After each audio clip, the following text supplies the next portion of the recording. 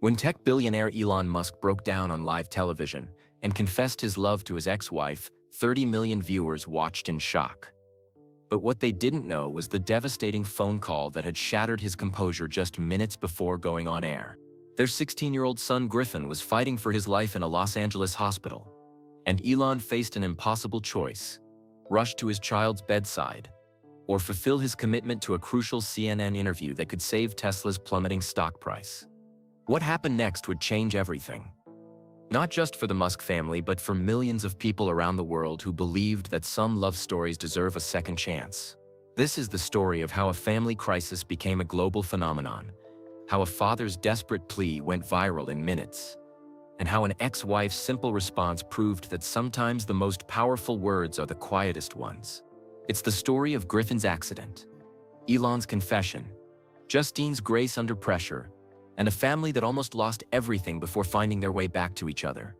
But most importantly, it's about the secret Elon carried for 3 years, a secret that would only be revealed when their son decided his parents had waited long enough.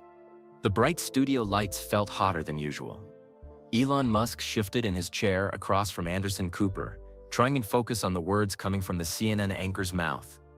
But all he could think about was the phone call. "So, Elon," Anderson was saying, his silver hair perfectly styled under the studio lights, "SpaceX just announced another successful Mars mission test. When do you think we'll actually see humans on Mars?" Elon's mouth moved automatically. "Well, Anderson, our timeline shows 2026 for the first crewed mission. We've solved most of the fuel problems. The new Raptor engines are performing beyond our hopes." But his mind was somewhere else entirely. 3,000 miles away in Los Angeles, in a hospital room where his 16-year-old son lay unconscious. Griffin. The name hit him like a punch to the chest. 30 minutes ago, during the commercial break, his phone had buzzed. Maria Santos, their family nanny, her voice shaking with panic. "Mr. Musk? There's been an accident." Griffin was skateboarding after school. He fell and hit his head on the concrete. He won't wake up. Elon had gripped his phone so hard he thought it might break. "Where is he?" Cedars-Sinai. "Mrs. Musk is already here. The doctors are running tests, but..." Maria's voice broke. "It looks serious." The studio audience laughed at something Anderson said. Elon blinked, realizing he'd missed the question completely. "I'm sorry, could you repeat that?" Elon asked, his voice sounding strange even to himself. Anderson Cooper tilted his head slightly, his journalist instincts picking up on something. "I was asking about work-life balance. With Tesla, SpaceX, and 5 children. How do you manage it all?" 5 children. Griffin, Vivien, Damien, Saxon, and Kai. His heart clenched thinking about them. When was the last time he'd really talked to Griffin? Really listened to him talk about school, his friends, his dreams? Last week, Griffin had called to tell him about making the debate team. Elon had been in a board meeting, half listening while looking at sales numbers on his laptop screen. "That's great, son," he'd said quickly. "We'll celebrate this weekend." But the weekend came and went. Another Tesla emergency. Another SpaceX problem that only he could solve. Griffin never mentioned the debate team again. Now Griffin was lying in a hospital bed, and Elon was sitting under studio lights talking about rockets, while his son fought for his life. Work-life balance. Elon repeated slowly. The words felt heavy in his mouth. "You know, Anderson, I used to think I had it all figured out." Anderson leaned forward. This wasn't the confident tech billionaire he'd interviewed before. Something was different. "The truth is," Elon continued, his voice getting quieter, "I've been terrible at it. I thought if I worked hard enough, if I built enough companies, if I made enough money, that would be enough. That would make me a good father." The studio was completely silent now. Even the camera operators had stopped moving. But success means nothing if you lose the people you love most. Elon's voice cracked slightly. "I've missed so many moments, so many chances to just be present." Anderson Cooper had interviewed presidents and war correspondents. He'd seen powerful people break down before, but this felt different. Raw, unplanned. "Elon, are you okay?" Anderson asked gently. That's when it happened. Elon looked directly into camera 2, the red light glowing like a warning. He knew millions of people were watching. He knew this would be on social media in minutes. He knew his publicist would be furious. He didn't care. Justine, he said, his voice breaking completely now. The name came out like a prayer. If you're watching this, I never stopped loving you. Somewhere in the control room, a producer dropped his coffee mug. The kids need us both, Elon continued, tears filling his eyes. I was wrong about everything. I thought work was more important than family. I thought success mattered more than love. I was wrong. Anderson Cooper, for maybe the first time in his career, didn't know what to say. I should have fought for us, Elon whispered to the camera. I should have fought for our family. Instead, I let pride and ambition destroy the best thing I ever had. The silence in the studio was deafening. 30 million people were watching live. Social media was already exploding.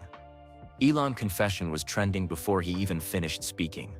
I know you're probably watching with friends, rolling your eyes at your crazy ex-husband making a fool of himself on national television.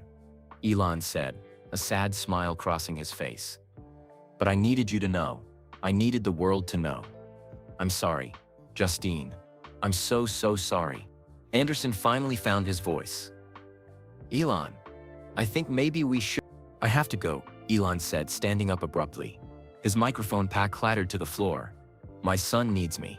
He walked off the set without another word, leaving Anderson Cooper staring into the camera with his mouth slightly open. In the control room, phones were ringing non-stop. The director was shouting orders. The producer was already calling the network executives, but Elon didn't hear any of it. He was already texting his pilot to get the jet ready. Already thinking about the 3-hour flight to Los Angeles. Already praying to whatever forces controlled the universe that he wasn't too late.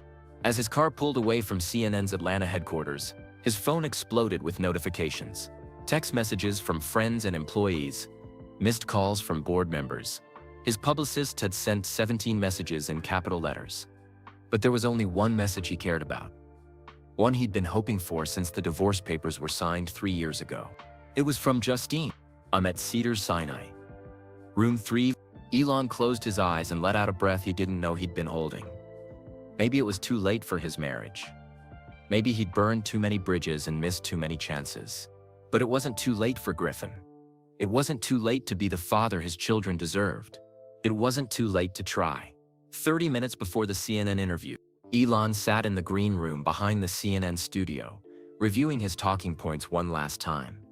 The walls were painted a soft gray, designed to be calming before big interviews. But nothing felt calm about today. His phone buzzed on the small coffee table, next to a plate of untouched cookies. He almost ignored it. His publicist Rachel Kim had been very clear about turning off all devices during the interview prep. No distractions, she'd said firmly, her dark hair pulled back in a tight bun. This interview is huge for Tesla stock. We need you focused. But something made him pick up the phone. Maybe it was father's instinct. Maybe it was luck. Or maybe the universe was trying to tell him something. The caller ID made his heart skip. Maria Santos. Maria never called during work hours unless it was an emergency. She'd been with their family for 8 years. Ever since the twins were small. She knew his schedule better than he did. She knew he had interviews and meetings that couldn't be interrupted. Hello? Elon answered, stepping into the corner of the green room. Mr. Musk. Maria's voice was shaking, which immediately set off alarm bells in his head. Maria never panicked. She was the calm one. The steady one. The one who held everything together when his world was spinning out of control. Maria. What's wrong? There's been an accident. The words hit him like ice water. It's Griffin. The room seemed to tilt sideways.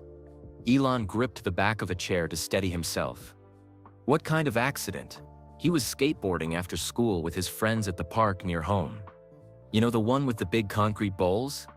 He was trying to do one of those tricks. A kickflip, I think he called it. Elon's mind flashed to last summer. Griffin begging him to come watch him practice. Dad, I'm getting really good. Come see. But Elon had been on a conference call with the SpaceX engineers about the Mars landing system. Later, son. Daddy's working. Later never came. He fell backward, Maria continued, her voice getting smaller. Hit his head on the concrete edge. There was so much blood, Mr. Musk. So much blood. Elon's legs felt weak. He sat down hard in the green room chair. Is he? He's alive, Maria said quickly. But he won't wake up. The paramedics came so fast, they rushed him to Cedars-Sinai. Mrs. Musk is already there. She dropped everything and drove straight to the hospital. Of course, Justine was already there. She'd always been the parent who showed up. The one who attended every school play, every soccer game, every parent-teacher conference. Even after their divorce, she never missed anything important in their children's lives. Unlike him, how bad is it? Elon asked, though he wasn't sure he wanted to know the answer. The doctors are still running tests. Something about brain swelling. They're talking about surgery if the pressure doesn't go down. Maria's voice broke completely. Mr. Musk, he looks so small in that hospital bed. So young. Elon closed his eyes. Griffin wasn't small anymore. At 16, he was almost as tall as Elon, with the same dark hair and curious eyes. But Maria was right. When your child is hurt, they become 5 years old again in your mind. Vulnerable and needing their parents to make everything okay. I'm coming, Elon said, already reaching for his jacket. I'll catch the next flight to Los Angeles. Wait, Maria said. Don't you have that big interview tonight? The one Rachel has been preparing for weeks? Elon looked through the green room window at the busy studio beyond. Camera crews were setting up lights. Anderson Cooper was reviewing his notes at the anchor desk. Producers were rushing around with clipboards and headsets. Rachel had been very clear about how important this interview was. Tesla's stock had been shaky lately. Some bad press about production delays. This CNN appearance was supposed to reassure investors and customers that everything was under control. The interview doesn't matter, Elon said firmly. But my companies will survive one missed interview, Elon interrupted. Griffin is more important than any stock price. Even as he said it, Elon felt a stab of guilt. How many times had he chosen work over his children? How many soccer games had he missed for board meetings? How many bedtime stories had he skipped for conference calls with Japan? Too many to count. I'll be there as soon as I can, he promised Maria. Tell Griffin that Daddy is coming. Tell him I love him. After hanging up, Elon sat in the quiet green room for a long moment. On the wall was a famed photo of Anderson Cooper interviewing the president. A reminder of how important this show was. How many people would be watching? Rachel knocked on the door. 5 minutes to showtime. You ready to talk rockets and cars? Elon looked at her through the glass. Rachel had worked so hard to set up this interview. She'd convinced CNN that Elon was the right person to talk about the future of space travel. She'd prepared talking points and practiced answers for every possible question. How could he tell her that none of it mattered anymore? Actually, Rachel, no time for nerves, she said, opening the door with a bright smile. This is going to be great. Just remember to mention the new Tesla safety features. And if he asks about the Mars timeline, stay optimistic but realistic. Elon stood up slowly. His phone buzzed with a text from Justine. Waiting for more test results, still unconscious. Where are you? He stared at the message. Where was he? Sitting in a TV studio, while his son fought for his life 3,000 miles away. Getting ready to talk about rockets while the most important person in his world was lying in a hospital bed. I have to go, he said quietly. Rachel's smile faded. What? Elon, the interview starts in 3 minutes. Anderson is already out there. My son is in the hospital. Oh my God. Rachel's hand flew to her mouth. Is he okay? I don't know. Brain injury. He's unconscious. Rachel's mind was clearly racing, trying to figure out how to handle this crisis. Okay, we can postpone. I'll call the producers. No, Elon said, surprising himself. I'll do the interview. Are you sure? We can reschedule. Elon thought about it. The interview would only take 30 minutes. By the time they canceled and rescheduled everything, he could be done and on his way to the airport. Griffin would understand. Griffin always understood when Daddy had to work. Except Griffin was unconscious and might not understand anything ever again. 30 minutes, Elon said, more to himself than to Rachel. Then I'm gone. Rachel nodded, relieved. 30 minutes. You can do this. But as Elon walked toward the bright studio lights, His phone buzzed again. Another text from Justine. They're taking him for another brain scan. I'm scared. Elon stopped walking. In that moment, everything became crystal clear. He was about to sit under bright lights and talk about the future, while his son's future hung in the balance. He was about to discuss his business success while facing the possibility of his greatest failure as a father. He couldn't do it, he wouldn't do it. Except the interview had already started. Anderson Cooper was introducing him to 30 million viewers. The cameras were rolling. There was no turning back now. Elon took a deep breath and walked onto the set, carrying the weight of his worst fear and his biggest regret. He had no idea that in 30 minutes his entire life would change forever. Malibu, California.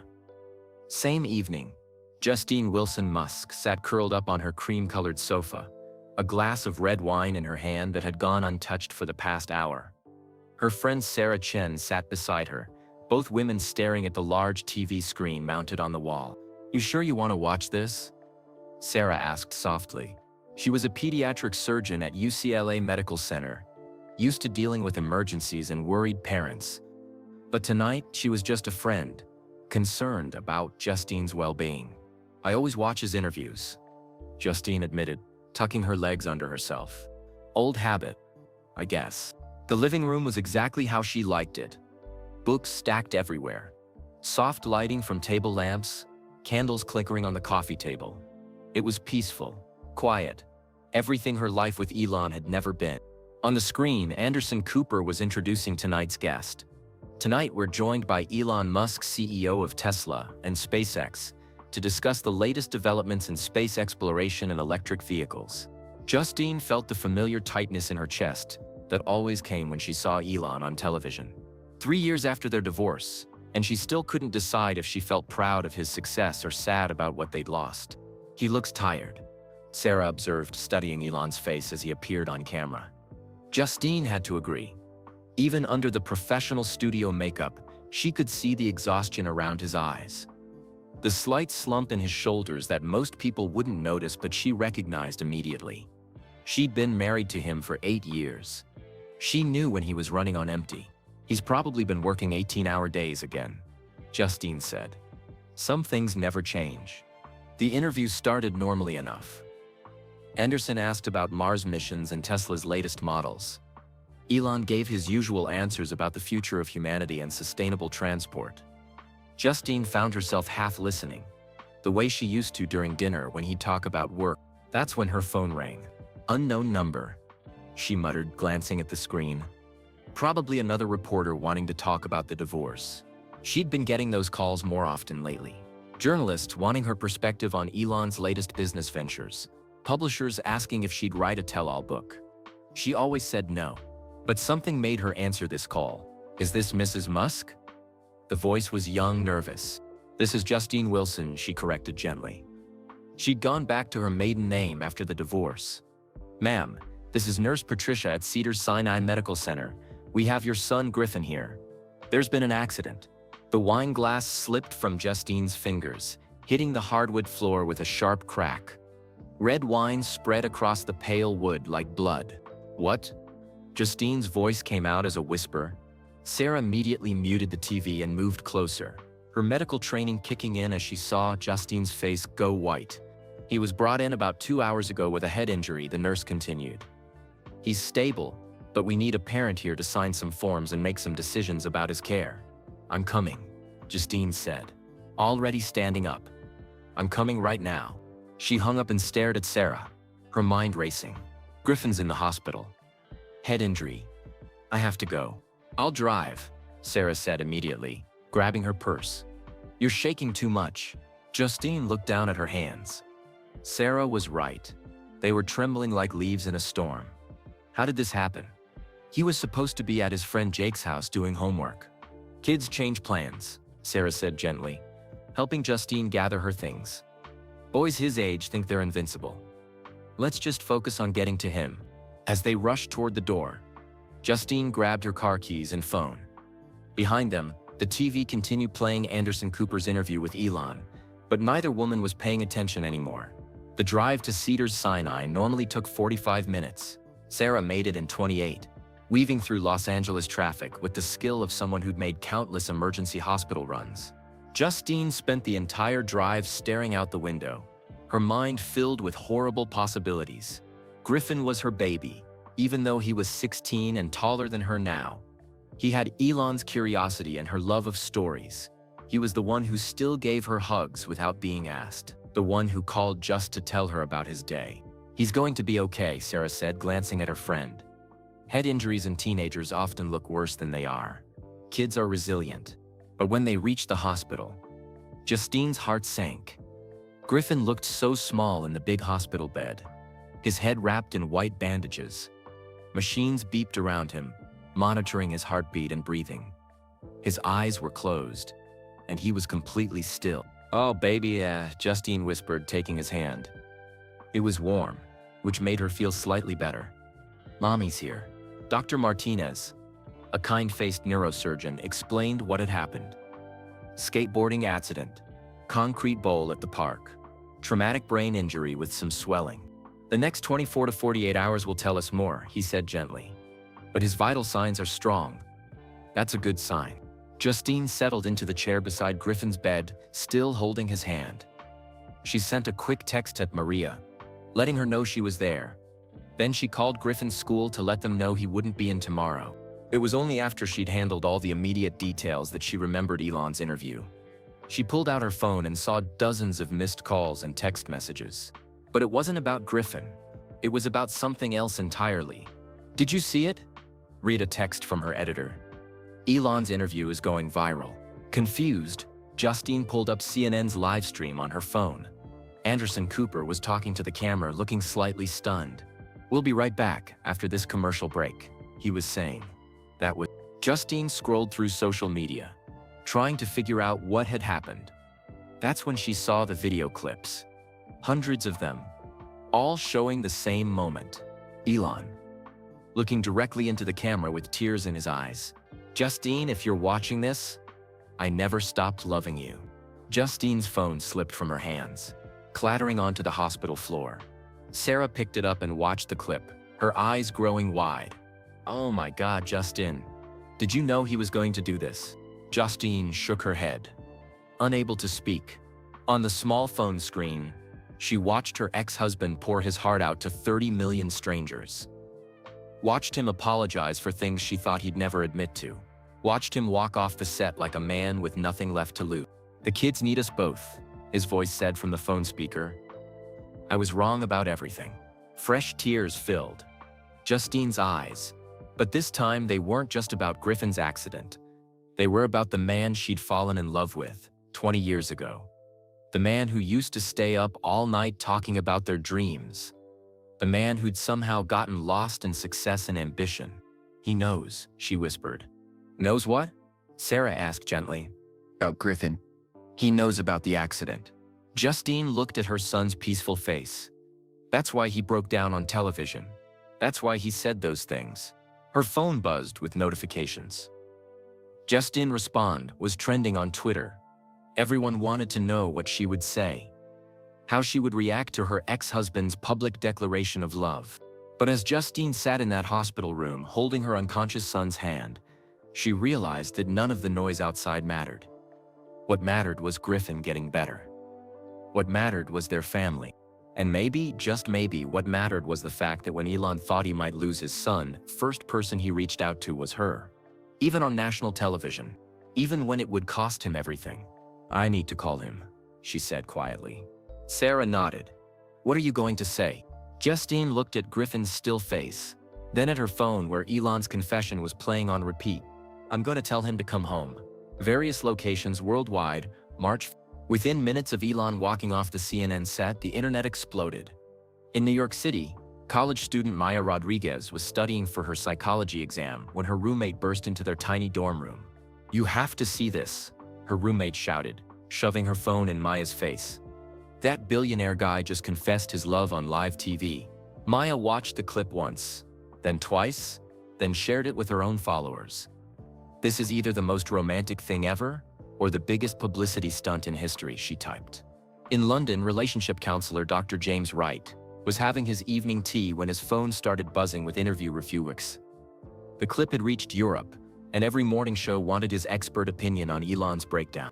Genuine grief and regret, he told BBC News an hour later. You can't fake that level of raw emotion. This man is in real pain. In Tokyo, tech blogger Hiroshi Tanaka was already writing his analysis. Musk's vulnerability shows a new kind of leadership, he posted to his million followers. Maybe it's time for CEOs to be human instead of robots. But it wasn't just the experts talking. Regular people were sharing their own stories. A truck driver in Ohio posted, "My ex-wife left me 2 years ago. Watching this makes me want to call her and apologize for everything." A teacher in Atlanta tweeted, "Been divorced for 5 years. My kids ask why daddy doesn't live here anymore. This hit me right in the heart." A grandmother in Florida shared, "Married my husband twice. First time we were too young. Second time we knew better. Love deserves a second chance." The hashtag #SecondChance started trending alongside Justine respond. Dating apps crashed as millions of people searched for old flames. Divorce lawyers reported a strange phenomenon. Some clients calling to cancel their proceedings. In Los Angeles, entertainment reporter Jessica Mills was working late at TMZ when her editor called an emergency meeting. "Drop everything," he said. "This is the biggest story of the year. I want cameras at the hospital. I want quotes from neighbors. I want to know what Justine Wilson had for breakfast." Jessica felt uncomfortable. "Shouldn't we give them privacy? Their kid is hurt." "Privacy doesn't get clicks," her editor replied coldly. "Get me something good or find a new job." Meanwhile, at Tesla headquarters in Austin, the executive team gathered for an emergency video call. Stock prices were fluctuating wildly. Some investors were panicking about their CEO's mental state.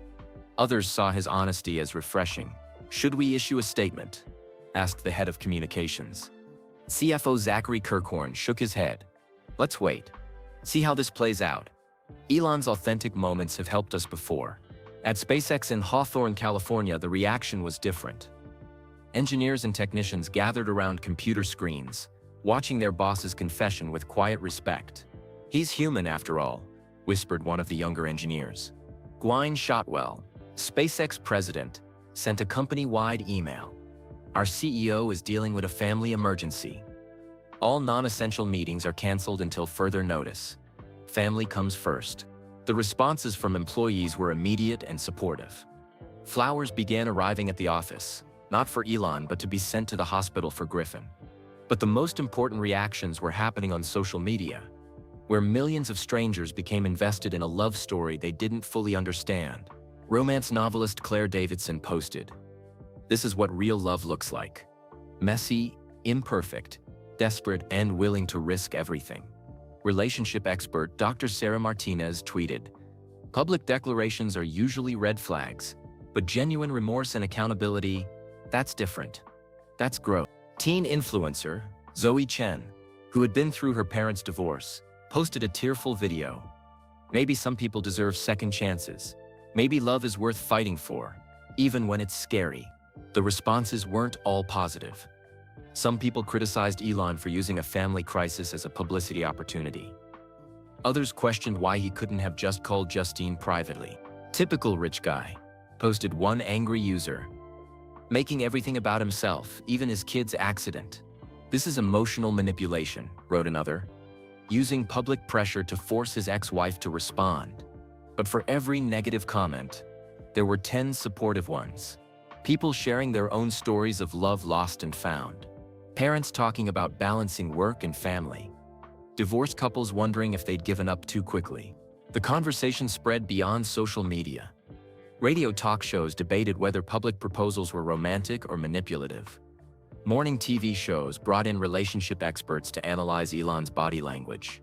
Late-night comedians made gentle jokes, but even they seemed touched by the genuine emotion. In Malibu, Justine's phone buzzed constantly with notifications. Her editor called 6 times. Her publisher sent urgent emails about book deals. Reporters camped outside her house, hoping for a statement, but Justine ignored them all. She sat in Griffin's hospital room, watching her son's chest rise and fall with each breath, and thought about the man she'd fallen in love with 20 years ago. That man had been passionate but reckless, brilliant but stubborn, He'd had big dreams and an even bigger heart. Somewhere along the way, success had built walls around that heart. But tonight, on live television, those walls had crumbled. "What should I do?" she whispered to Griffin's sleeping form. "Everyone's watching. Everyone's waiting for me to say something." Griffin, of course, didn't answer, but Justine thought she heard his voice anyway, the way he'd sounded when he was little and she'd ask him for advice. "Follow your heart, Mommy. It's never wrong." Sarah brought her coffee and a sandwich she wouldn't eat. "The whole world is talking about you two," she said gently. "I know," Justine replied. "It's terrifying. What are you afraid of?" Justine considered the question. That he hasn't really changed. That this is just another grand gesture that fades when real life gets hard again. That I'll get my heart broken twice by the same man. "And what if he has changed?" Sarah asked. "What if this crisis made him realize what really matters?" Justine looked at her phone, where the video of Elon's confession was still playing. She'd watched it dozens of times now, studying his face, looking for signs of manipulation or performance. But all she saw was pain. Real, raw, desperate pain. The pain of a father who might lose his son. The pain of a man who'd already lost his family. "The whole world is watching," she said again. "So what?" Sarah replied. "The whole world doesn't have to live your life. Only you do." Justine picked up her phone and opened her rarely used Twitter account. She had 50,000 followers, mostly people interested in her novels. She'd posted maybe 20 times in 3 years. Tonight would be different. She positioned her phone carefully, making sure Griffin wasn't visible in the background. She wanted to protect his privacy, even as she stepped into the spotlight. The video she recorded was simple. No makeup, no fancy lighting. Just a tired mother sitting in a hospital chair, speaking from her heart. "Elon," she said to the camera, her voice steady despite her exhaustion. "Some conversations shouldn't happen on television. But you're right about one thing. The kids always come first." She paused, thinking about Griffin's accident, about all their children who needed both their parents. "Call me," she finished simply. She posted the video without watching it back, then turned off her phone. Within an hour, the video had 5 million views. By morning, it would have 50 million, but Justine didn't know that yet.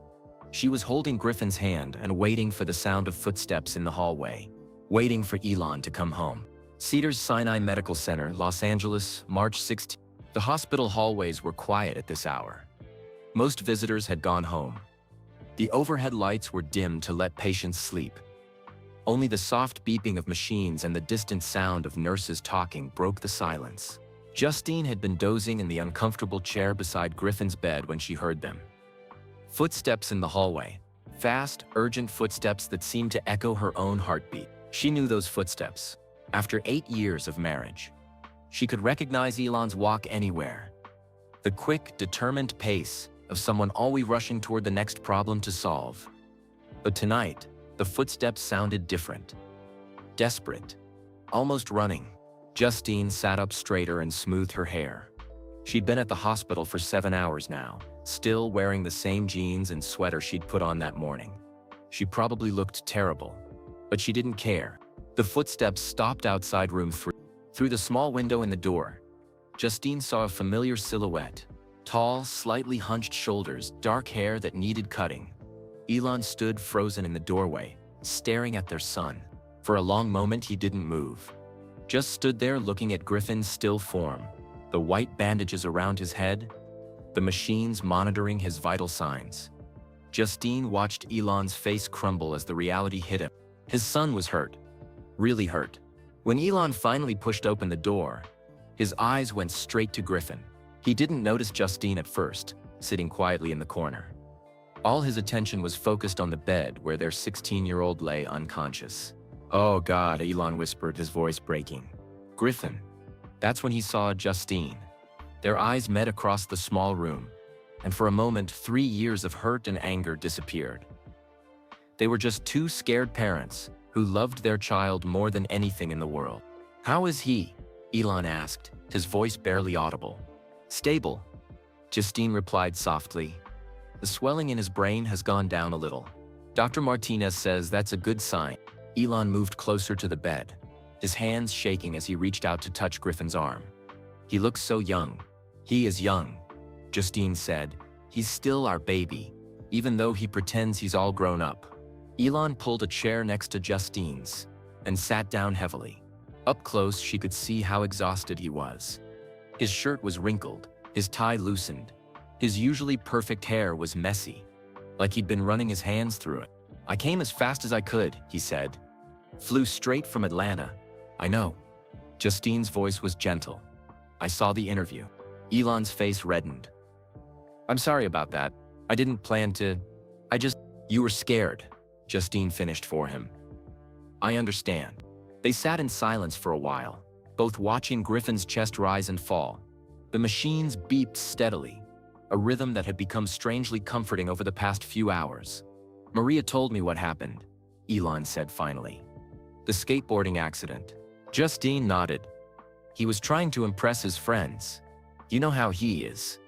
Always pushing himself to be better at everything. He gets that from both of us," Elon said with a sad smile. "The stubborn part is definitely from you," Justine replied. And for a second it almost felt like old times. Elon looked around the room, taking in the get well cards already arriving from Griffin's classmates, the flowers from SpaceX employees, the small stack of Griffin's favorite books that Justine had brought from home. "You've been here all day," he observed. "Of course I have. He's my son." "Our son," Elon corrected gently. Justine studied his face. "Is that what your TV confession was about? Remembering that we're still a family, even if we're not married anymore?" Elon was quiet for a long moment. "When Maria called and told me Griffin was hurt, the first person I wanted to talk to was you. Not my assistant, not my publicist. You. Because you're the only other person in the world who loves him as much as I do." Tears filled Justine's eyes. "Elon, I know I messed up," he continued, his voice getting stronger. "I know I chose work over family too many times. I know I hurt you, and I hurt the kids. But sitting in that TV studio, knowing Griffin he couldn't finish the sentence. Might not wake up, and thinking that our last real conversation was about his math grades." Elon's voice cracked. "I couldn't bear the thought that he might never know how proud I am of him. How much I love all of you." Justine reached over and took his hand. It was the first time they'd touched in 3 years. His hand was cold and shaky, but it felt familiar, safe. "He knows you love him," she said firmly. "They all do. You're not perfect, but you're their father. That matters." "Does it?" "I missed his debate team tryouts. I missed Saxon's science fair. I haven't talked to Vivien in months because I don't know how to." He stopped, overwhelmed. "How to what?" "How to be the father she needs me to be. How to love her the way she deserves to be loved. How to make up for all the times I said the wrong thing or nothing at all." Justine squeezed his hand. "You learn. You try. You fail sometimes. And then you try again. That's what being a parent is." They were interrupted by a soft knock on the door. Dr. Martinez peeked in, looking surprised to both parents there. "I'm sorry to disturb you," he said quietly. "I just wanted to check Griffin's latest scan results with you both." Elon and Justine both stood up, still holding hands without realizing it. "The brain swelling has decreased significantly," Dr. Martinez said with a smile. "His body is responding well to the treatment. I'm optimistic about his recovery." "When will he wake up?" Elon asked. "That's hard to predict. Could be hours, could be days, but his brain activity looks good. Keep talking to him. Sometimes unconscious patients can hear more than we think." After the doctor left, Elon and Justine sat back down. The relief was overwhelming, but they weren't out of the woods yet. "Talk to him," Justine said. "Tell him about the rockets. He loves hearing about SpaceX." Elon hesitated. "I don't know what to say." "Tell him you're here. Tell him you love him. Tell him about the time you two built that model rocket in the garage, and it flew into Mrs. Peterson's yard." A small smile crossed Elon's face. He was so proud of that rocket. He was proud that you built it together. That's what mattered to him. Elon leaned forward and took Griffin's hand. "Hey buddy," he said softly. "It's Dad. I'm here now. I'm sorry it took me so long." Justine watched as Elon talked to their unconscious son, telling him about the latest SpaceX mission, about the new Tesla models, about how the whole office was asking about him. His voice was gentle, loving. The voice she remembered from bedtime stories and lullabies. This was the man she'd fallen in love with. Not the CEO or the billionaire, but the father who would sit by his son's bedside all night if necessary. "I should have been there," Elon whispered to Griffin. "I should have been at more of your skateboarding practices. I should have taught you how to fall safely. You can't protect them from everything," Justine said quietly. "Trust me, I've tried." Elon looked at her with grateful eyes. "How do you do it? How do you balance everything and still be such a good mother?" "I'm not perfect either," Justine admitted. "I worry constantly. I second-guess every decision. I just try to show up." "You always show up," Elon said, "even when I didn't." They sat together in the quiet room, watching over their son, talking in whispers about their fears and hopes. For the first time in 3 years, they weren't ex-husband and ex-wife. They weren't fighting about custody schedules or missed payments. They were just Griffin's parents, united in love and worry, waiting for their boy to open his eyes and come back to them. Cedars-Sinai Medical Center. March 6th. Dawn crept through the hospital window, painting Griffin's room in soft gray light. Elon and Justine had taken turns dozing in the uncomfortable chairs, neither wanting to leave their son's side. The night had passed without change. Griffin remained still and quiet, his breathing steady but his eyes closed. At 7 a.m., the room door opened quietly. Maria Santos peeked in, carrying a bag of fresh clothes and homemade breakfast burritos wrapped in foil. "How is he?" she whispered. Her kind face creased with worry. "The same," Justine replied softly. "But the doctor says that's not necessarily bad. His brain needs time to heal." Maria had been with their family for 8 years. Since the twins were small, she'd seen them through the divorce, through custody battles, through all the chaos of being Elon Musk's children. She loved these kids like they were her own grandchildren. "The others are coming," Maria said, handing Justine the bag. "I brought them to my house last night so they could sleep. But they want to see Griffin." Elon looked up from where he'd been holding Griffin's hand. "All of them?" Maria nodded. "Even Vivien." She drove down from Berkeley as soon as she heard. Elon's face tightened with worry. Vivien hadn't spoken to him in months. Not since their last awful fight about her transition. She'd legally changed her name from Xavier and cut contact with her father, saying she wanted nothing to do with him or his money.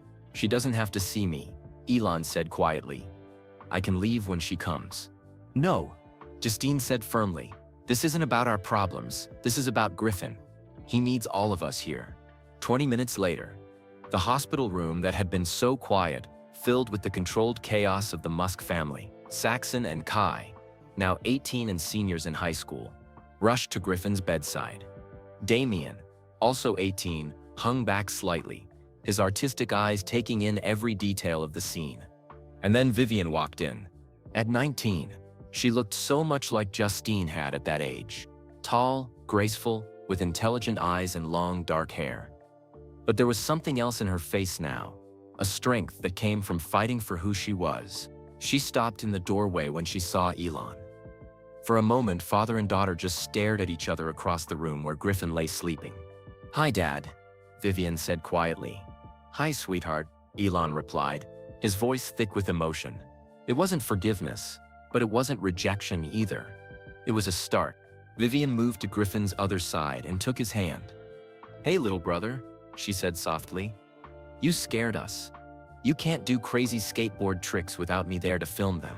Saxon, who looked exactly like a younger version of Elon, shook his head. "I told him that concrete bowl was too big for him.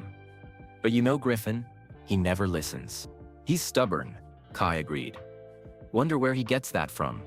All eyes turned to Elon, who actually smiled for the first time in 24 hours. "Your mother is pretty stubborn too." "We all are," Damien said quietly. He was the most thoughtful of the children, always watching and thinking before speaking. "It's a family trait." They arranged themselves around Griffin's bed, talking softly about school, about their plans for the weekend, about anything except the reason they were all there. It felt normal and terrible at the same time. Dr. Martinez appeared in the doorway, looking pleased to see the whole family gathered. "This is exactly what Griffin needs," he said. "Familiar voices. People he loves. Keep talking to him." "Will he really hear us?" Saxon asked. "We think so. The brain is amazing. Even when someone seems unconscious, they often process sounds and voices. Your brother knows you're here." After the doctor left, they took turns sitting with Griffin. Saxon told him about the marine biology program he'd been accepted to at UC San Diego. Kai described the sustainable architecture designs he was working on for his senior project. Damien shared his plans to study art therapy, wanting to help kids who had been through trauma. And Vivien, hesitant at first, began telling Griffin about her life at Berkeley. Her classes, her friends, her poetry. She glanced nervously at Elon as she spoke, as if waiting for him to disapprove or interrupt. But Elon just listened, learning about his daughter's life for the first time in months. She was studying literature and creative writing. She'd won a poetry contest. She was happy. "I'm proud of you," he said suddenly, interrupting her story about her favorite professor. Vivien looked shocked. "What?" "I'm proud of you," Elon repeated, "for knowing who you are, for being brave enough to live your truth." "I should have said that a long time ago." Tears filled Vivien's eyes. "Dad, I was scared," Elon admitted. "I didn't understand, and I said stupid things. But that was my problem, not yours. You're my daughter, and I love you exactly as you are." The room went quiet, except for the steady beeping of Griffin's monitors. Justine wiped tears from her eyes. Even tough Saxon looked emotional. "Thank you," Vivien whispered. As the day wore on, they established a routine. Someone was always with Griffin. The others took breaks in the family waiting room, or went to get food. Reporters had started gathering in the hospital lobby, so Maria coordinated with security to keep them away from the family. Elon's phone buzzed constantly with calls from work, but he ignored most of them. When his assistant finally reached him, he was clear about his priorities. "Cancel everything for the rest of the week," he said. "Tesla and SpaceX can run without me for a few days. My son needs me more." That afternoon, flowers started arriving.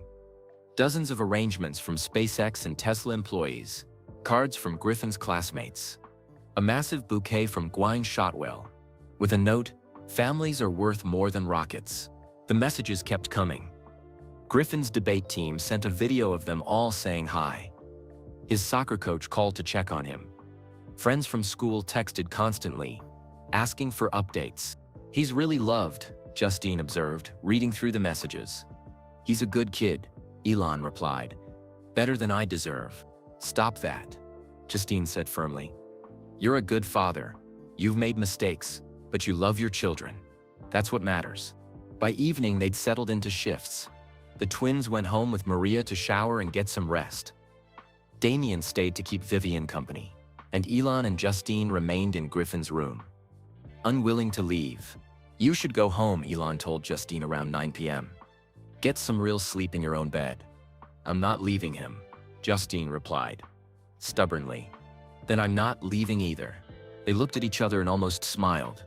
Still competitive, even about who loved Griffin more. Around 11 p.m., something changed. Griffin's eyelids fluttered slightly. Justine noticed first. "Elon," she whispered urgently. "Look." They both leaned forward, holding their breath. Griffin's face scrunched up slightly, like he was trying to wake up from a deep sleep. "Griffin?" Justine called softly. "Baby, can you hear me?" For a moment, nothing. Then Griffin's eyes opened just a crack, unfocused and confused. "Mom?" he whispered, his voice barely audible. Justine started crying immediately. "Yes, baby, I'm here. Daddy's here too." Griffin's eyes found Elon's face. "Dad? What happened? Why does my head hurt so much?" Elon squeezed Griffin's hand gently. "You had an accident, son, but you're gonna be okay. We're all here." Griffin looked around the hospital room, trying to make sense of where he was. "Did I miss something important?" Elon and Justine looked at each other, both thinking the same thing. Griffin had no idea that his accident had brought his parents back together. He didn't know about the viral TV confession or the social media storm. All he knew was that when he woke up, both his parents were there, holding his hands and looking at him with more love than he'd seen in years. "No," Justine said, kissing his forehead. "You didn't miss anything important at all." Hospital family waiting room. March 7th. Griffin had fallen back asleep after staying awake for 2 hours, exhausted from the effort of being conscious. Dr. Martinez assured them this was normal. The brain needed rest to heal. But seeing Griffin awake and talking had lifted everyone's spirits enormously. The other children had finally gone home with Maria, promising to return first thing in the morning. Vivien had hugged Elon goodbye, the first hug they'd shared in over a year. Damien had squeezed his father's shoulder and said, "Thanks for being here, Dad." Saxon and Kai had simply said, "See you tomorrow." But their relief was obvious. Now Elon and Justine sat alone in the family waiting room at 3 a.m., sharing coffee from paper cup and talking quietly so they wouldn't wake other families dealing with their own crises. "Do you remember when Griffin was born?" Justine whispered, curled up in the uncomfortable plastic chair. Elon smiled, his first real smile in days.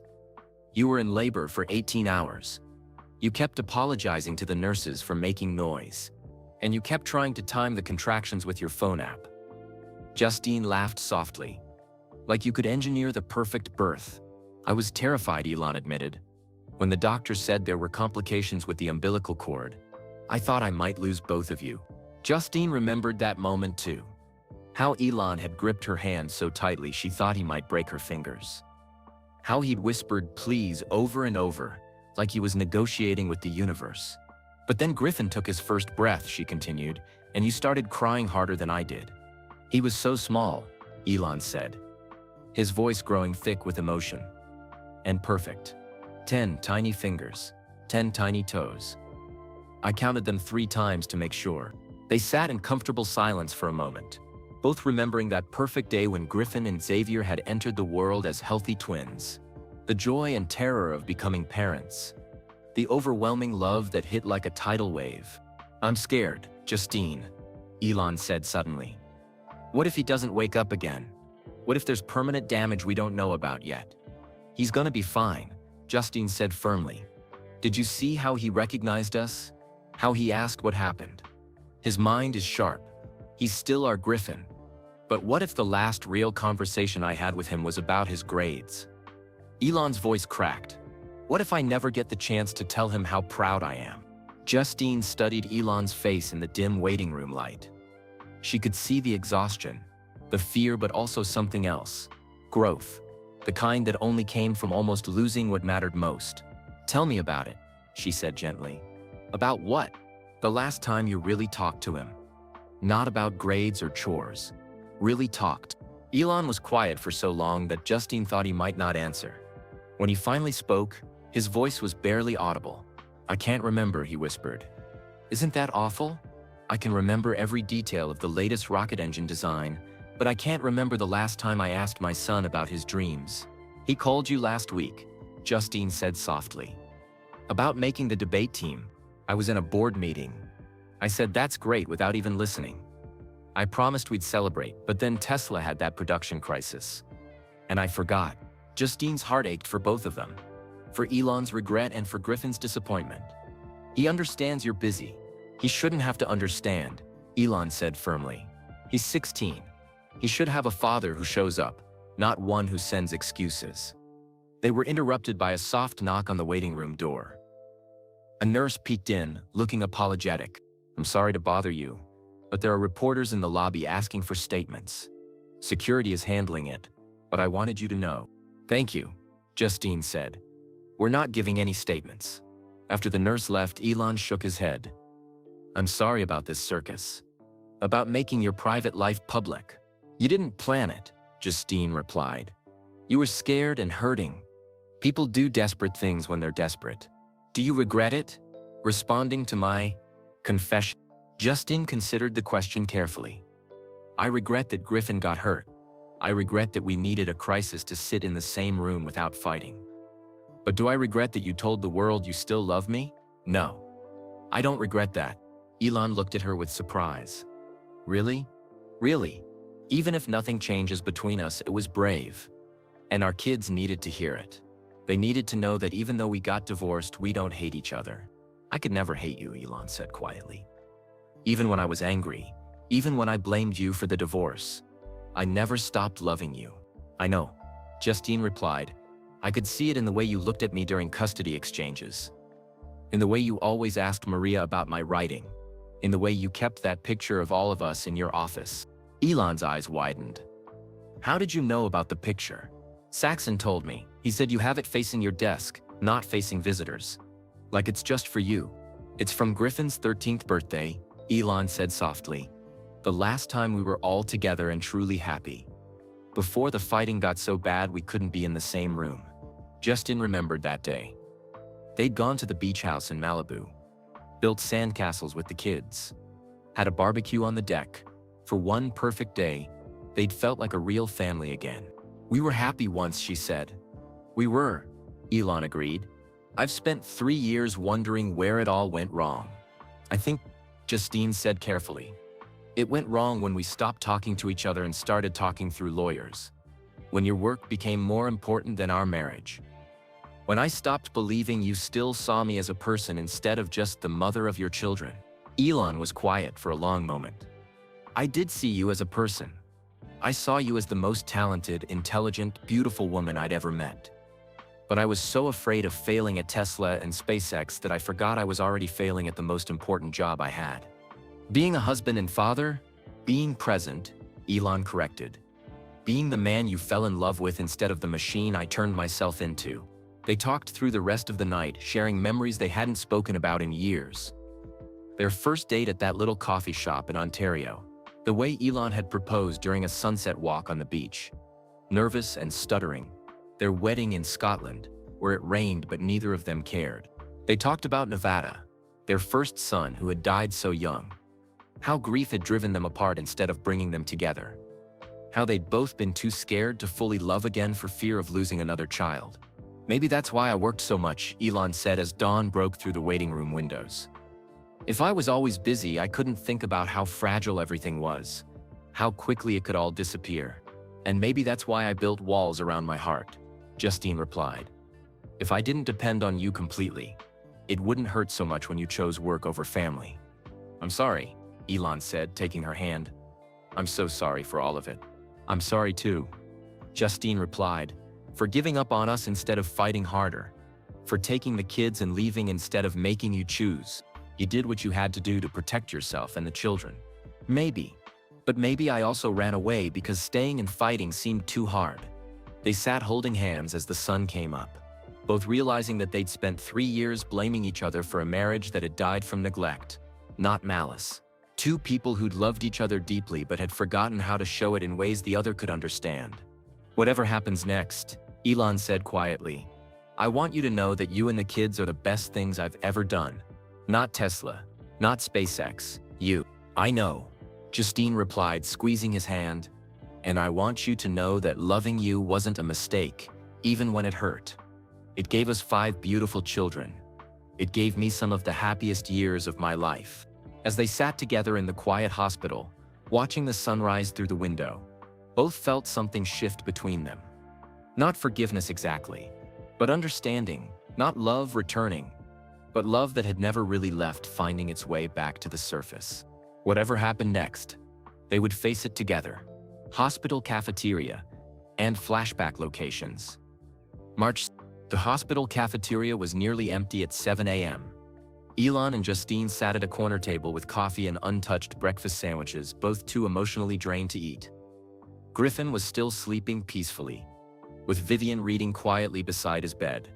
Do you ever think about how we met? Justine asked, stirring her coffee absently. Elon smiled.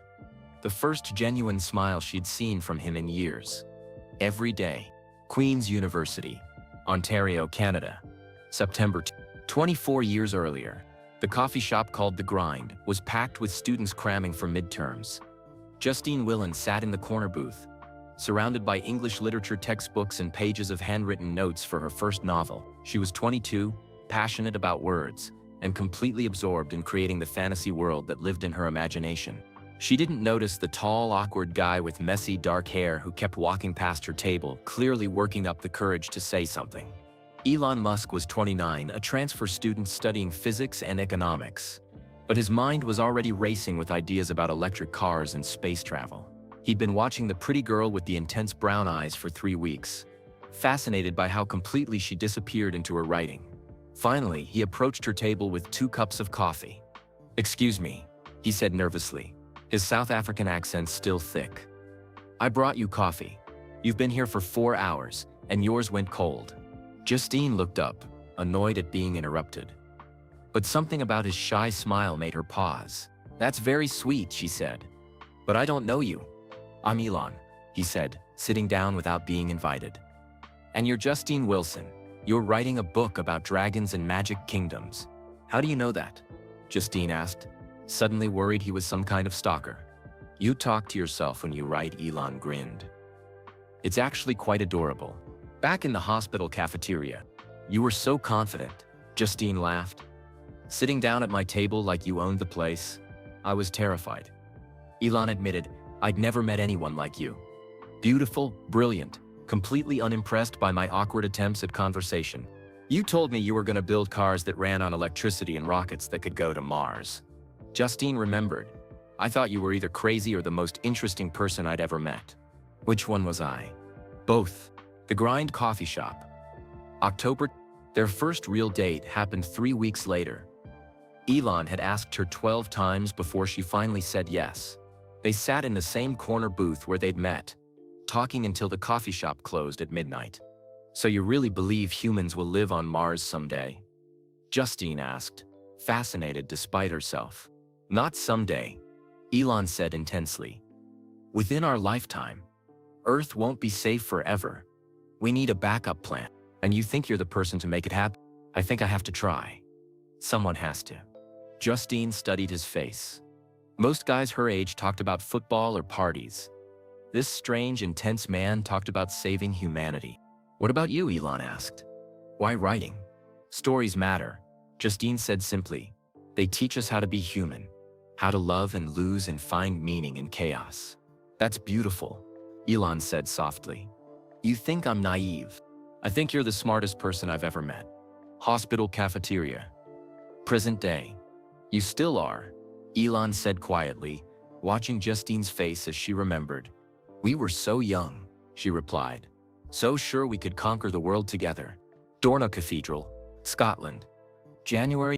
Their wedding was small and perfect.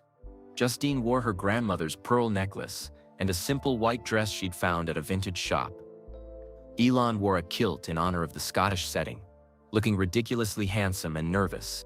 "I can't find the ring," Elon whispered frantically to his best man, Kimball. As the ceremony was about to start. "Which ring?" Kimball asked. "The wedding ring. I put it somewhere safe." "Too safe." "Apparently." Kimball quietly slipped his own ring off his finger. "Use mine." "But what about Elon?" Kimball said firmly. "The ring doesn't matter. She does." When Elon placed the borrowed ring on Justine's finger, his hands were shaking so badly she had to steady them with her own. "Forever," he whispered. "Forever," she agreed. Hospital cafeteria. "You gave me Kimball's ring," Justine said, touching her bare ring finger. "I didn't find out until the reception. You laughed for 10 minutes straight. I couldn't believe the man planning to colonize Mars forgot his own wedding ring. I was too busy thinking about how lucky I was," Elon said. "I kept expecting you to change your mind and run away with someone normal." Malibu, California. May. The darkest day of their marriage happened on a sunny Tuesday morning. 10-week-old Nevada Alexander Musk, their first son, had been perfectly healthy when they put him down for his nap. When Justine went to check on him an hour later, he wasn't breathing. The paramedics worked for 45 minutes. Elon held Justine as she screamed. But Nevada was gone, taken by sudden infant death syndrome in an instant that changed everything. At the funeral, Elon delivered the eulogy with dry eyes and a steady voice, talking about how Nevada would have been brilliant and curious and kind. Justine sobbed through the entire service, her grief raw and overwhelming. "We grieve differently," Elon said later, as they sat in their empty house surrounded by baby clothes and unused toys. "How can you be so calm?" Justine asked through her tears. "Because if I start crying, I might never stop," Elon replied, "and Nevada wouldn't want that." Justine stared at her husband, realizing she was looking at a stranger.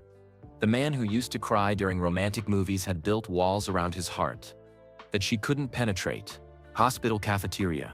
I should have let you grieve the way you needed to, Elon said, his voice thick with old pain. And I should have understood that your way of grieving was to work. Justine replied, to build something meaningful in Nevada's memory. Is that what I was doing? Weren't you? Everything you built after that was about making the world better, safer, about ensuring humanity's survival. Elon had never thought about it that way. But maybe Justine was right. Maybe every rocket launch was a prayer for Nevada. Maybe every electric car was a promise that children would inherit a cleaner world. Private fertility clinic, Los Angeles. The IVF treatments were brutal. Hormone shots that made Justine emotional and sick, procedures that reduced their most intimate moments to medical appointments. Month after month of hope, followed by crushing disappointment. Maybe we should stop, Justine said after the fourth failed attempt. No, Elon said firmly. We're not giving up. I'm tired, Elon. My body is tired. My heart is tired. One more try, he pleaded. I have a feeling about this one. He was right. The fifth attempt gave them Griffin and Xavier, healthy twin boys who filled their house with laughter and chaos. Hospital cafeteria. You never gave up, Justine said. Even when I wanted to. I couldn't give up on us having a family, Elon replied.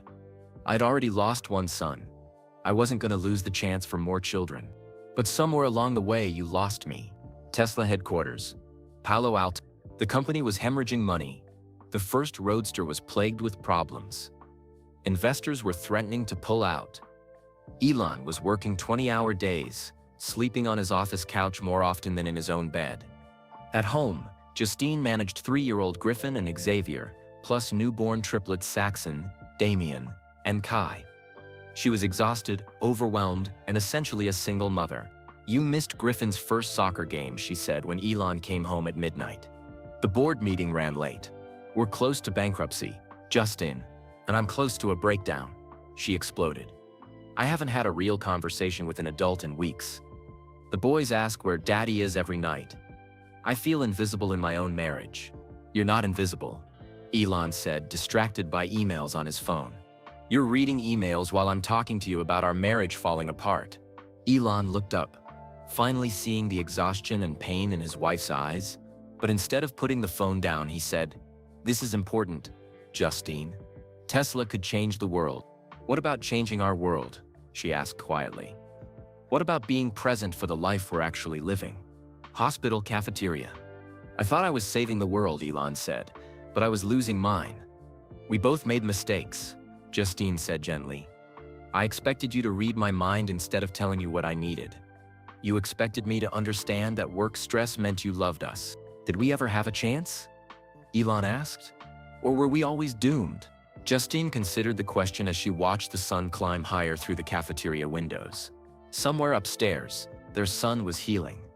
Their other children were probably getting ready for school, trying to maintain normalcy during crisis. I think we had every chance, she said finally. We just didn't know how to take them. And now we're older, wiser, maybe. We know what really matters. Elon reached across the table and took her hand. What really matters? This, Justine said simply.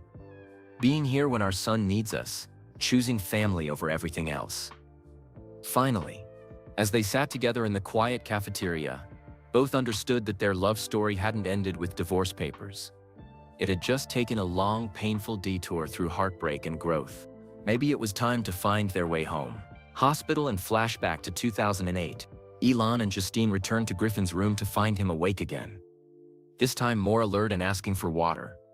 Dr. Martinez had just finished his morning examination and was smiling broadly. His reflexes are perfect, the doctor announced.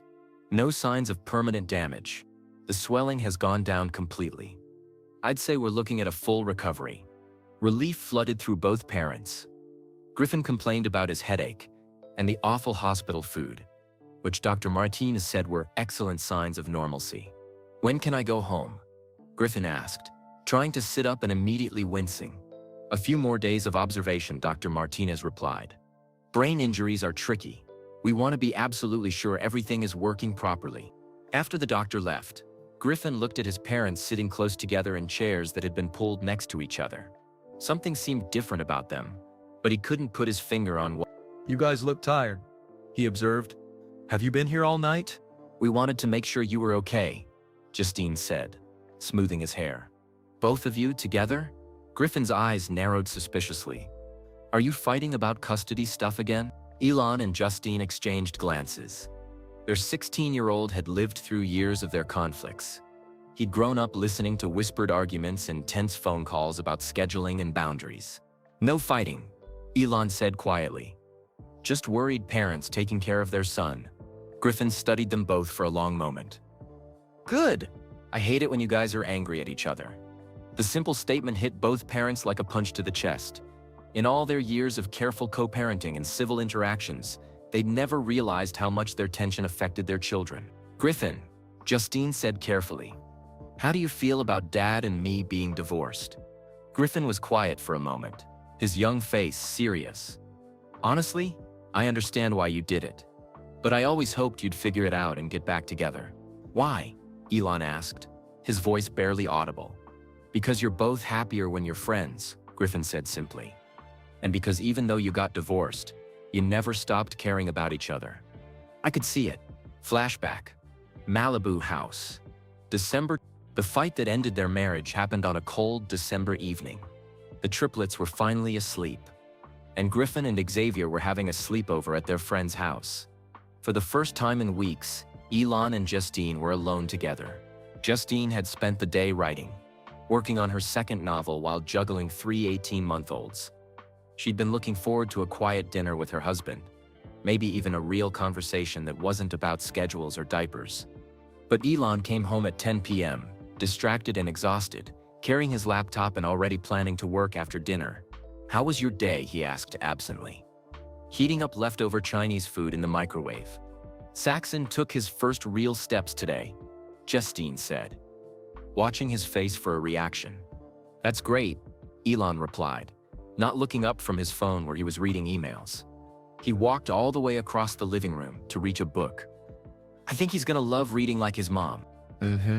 And then a dragon flew through the window and carried him away to a magical kingdom where fathers actually pay attention to their families. That's nice, honey. Elon was still scrolling through his phone. Elon, Justine snapped. Are you even listening to me? He looked up, blinking as if he just realized she was there. Sorry, what? I said our son took his first steps today. And you didn't even hear me. Of course I heard you. Saxon walked.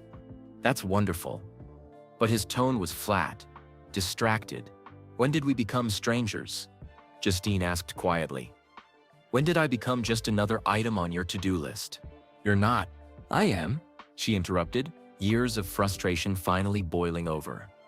I'm the wife who handles the kids so you can work. I'm the woman who smiles at company parties and never complains about being alone. I'm invisible to you unless the children need something or Tesla has a crisis. Elon set down his phone, finally giving her his full attention. That's not fair. Justine, I'm working this hard for all of us. For our future.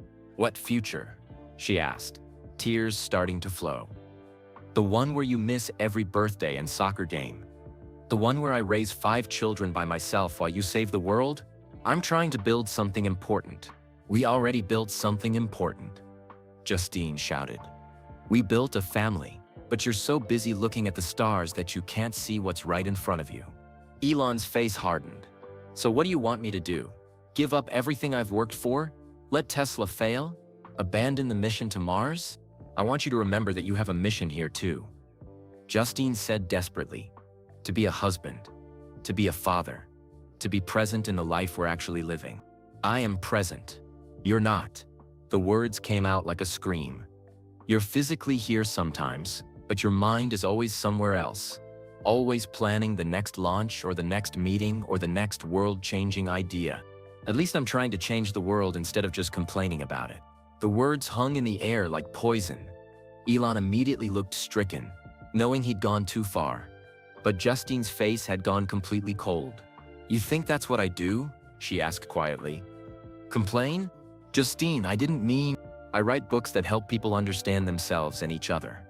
I raise your children with love and patience while you chase your dreams. I support your vision even when it means I'm alone most of the time. But apparently that's just complaining to you. That's not what I meant. It's exactly what you meant. Justine's voice was eerily calm now. You think your work matters more than mine? You think saving humanity is more important than loving your family? Our family is part of humanity. Stop. Justine held up her hand. Just stop. I can't do this anymore. Elon, I can't keep pretending that being married to you is the same as being married to your ambition. Elon stared at her, finally understanding that this wasn't just another argument. This was the end of something. What are you saying?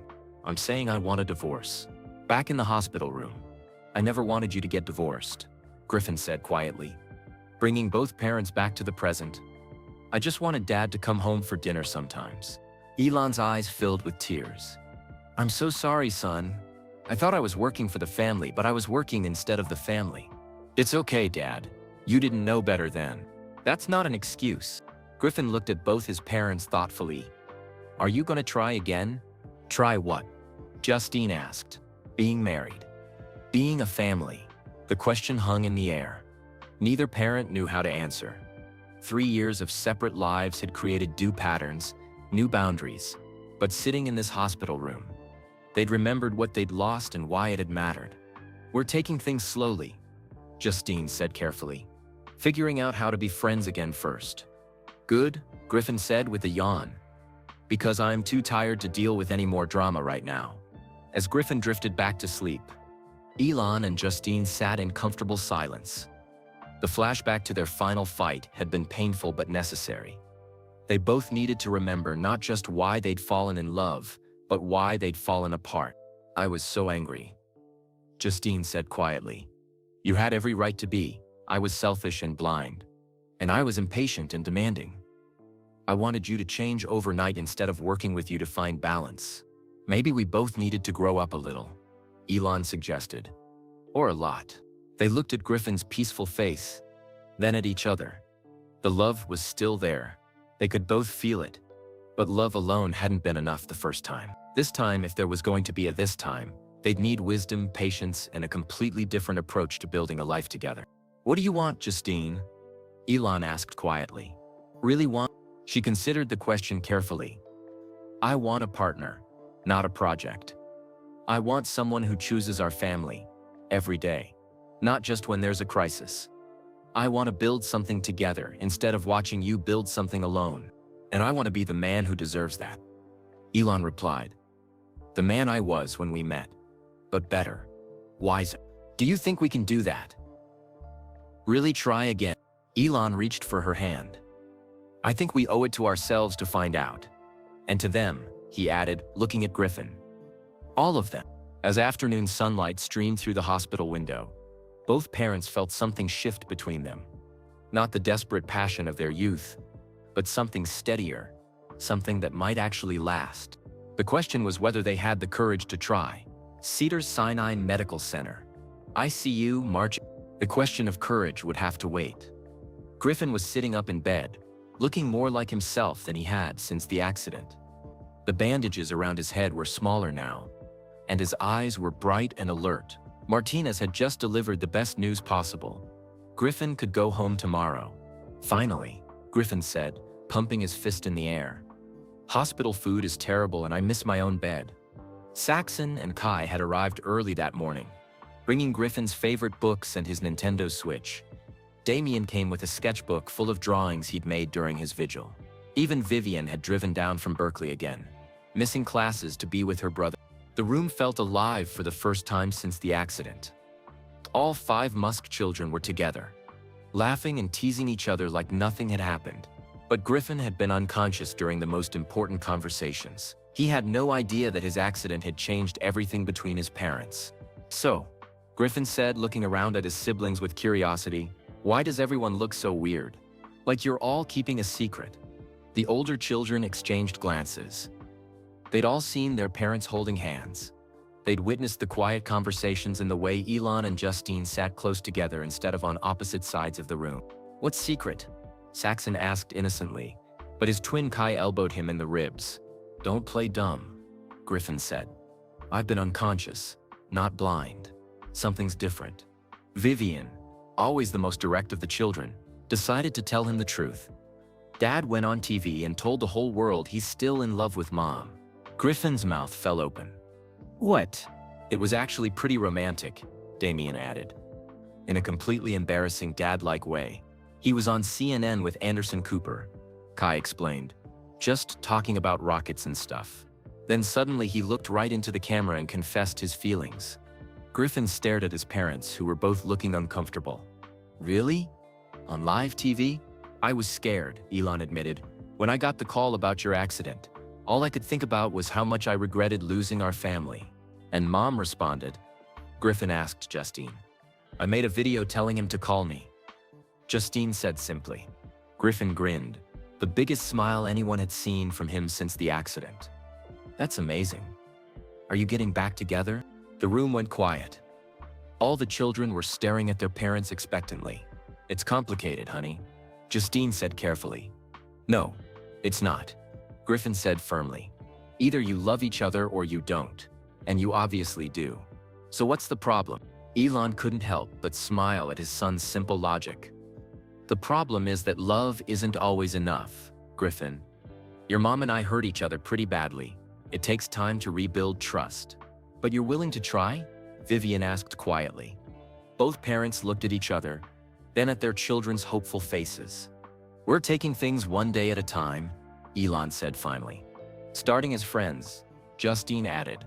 "Friends who used to be married and might be again someday?" Saxon asked. "Maybe," Justine said. "If we can figure out how to do it right this time." Griffin clapped his hands together, then immediately winced from the headache. "This is the best news ever. Way better than getting out of the hospital." "Don't get too excited," Damien warned. "They could still mess it up." "Thanks for the vote of confidence," Elon said dryly. "I'm just being realistic," Damien shrugged. "You guys are both pretty stubborn. Where do you think we got it from?" Kai muttered, making everyone laugh. The laughter was interrupted by a knock on the door. Maria Santos peeked in, carrying a large envelope. "I'm sorry to interrupt," she said, "but this just arrived by messenger. It's addressed to the whole family." She handed the envelope to Elon, who opened it with curiosity.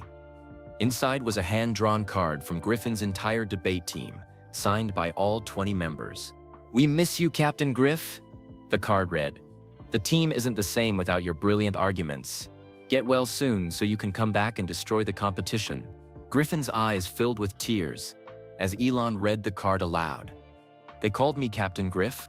"You're the team captain," Saxon said proudly. "Did you forget?" "I forgot a lot of things," Griffin admitted. "The accident messed with my memory a little. But this," he held the card carefully. "This is perfect." Dr. Martinez appeared in the doorway, smiling at the family scene. "I see our patient is feeling much better." "Dr. Martinez," Griffin called out. "My parents are getting back together." "Griffin," Justine said, embarrassed. "Well, they are. Eventually. They just don't want to jinx it by admitting it." Dr. Martinez chuckled. "Young love finding its way back?" "Old love," Elon corrected, "with hopefully some new wisdom. The best kind," Dr. Martinez agreed. "Now, Griffin, I need to talk to your parents about your discharge tomorrow. Are you ready to hear the instructions?" Griffin nodded eagerly. Dr. Martinez explained that Griffin would need to take things easy for a few weeks. No skateboarding, no contact sports, no activities that could result in another head injury. "What about debate team?" Griffin asked anxiously. "Mental activity is fine," Dr. Martinez assured him. "In fact, it's encouraged. Your brain needs to work to fully heal. And school? You can go back next week, but take it slow. If you get tired or have headaches, rest immediately." Griffin was practically bouncing with excitement despite his parents' warnings to stay calm. "I can't wait to see everyone," he said. "Jake and Tommy and the whole team. They probably think I'm dead or something." "Actually," Vivien said, pulling out her phone, "you're kind of famous now. Everyone's been posting about you online." Get well, Griffin has been trending. She showed him dozens of posts from classmates, teachers, and even strangers who had heard about his accident.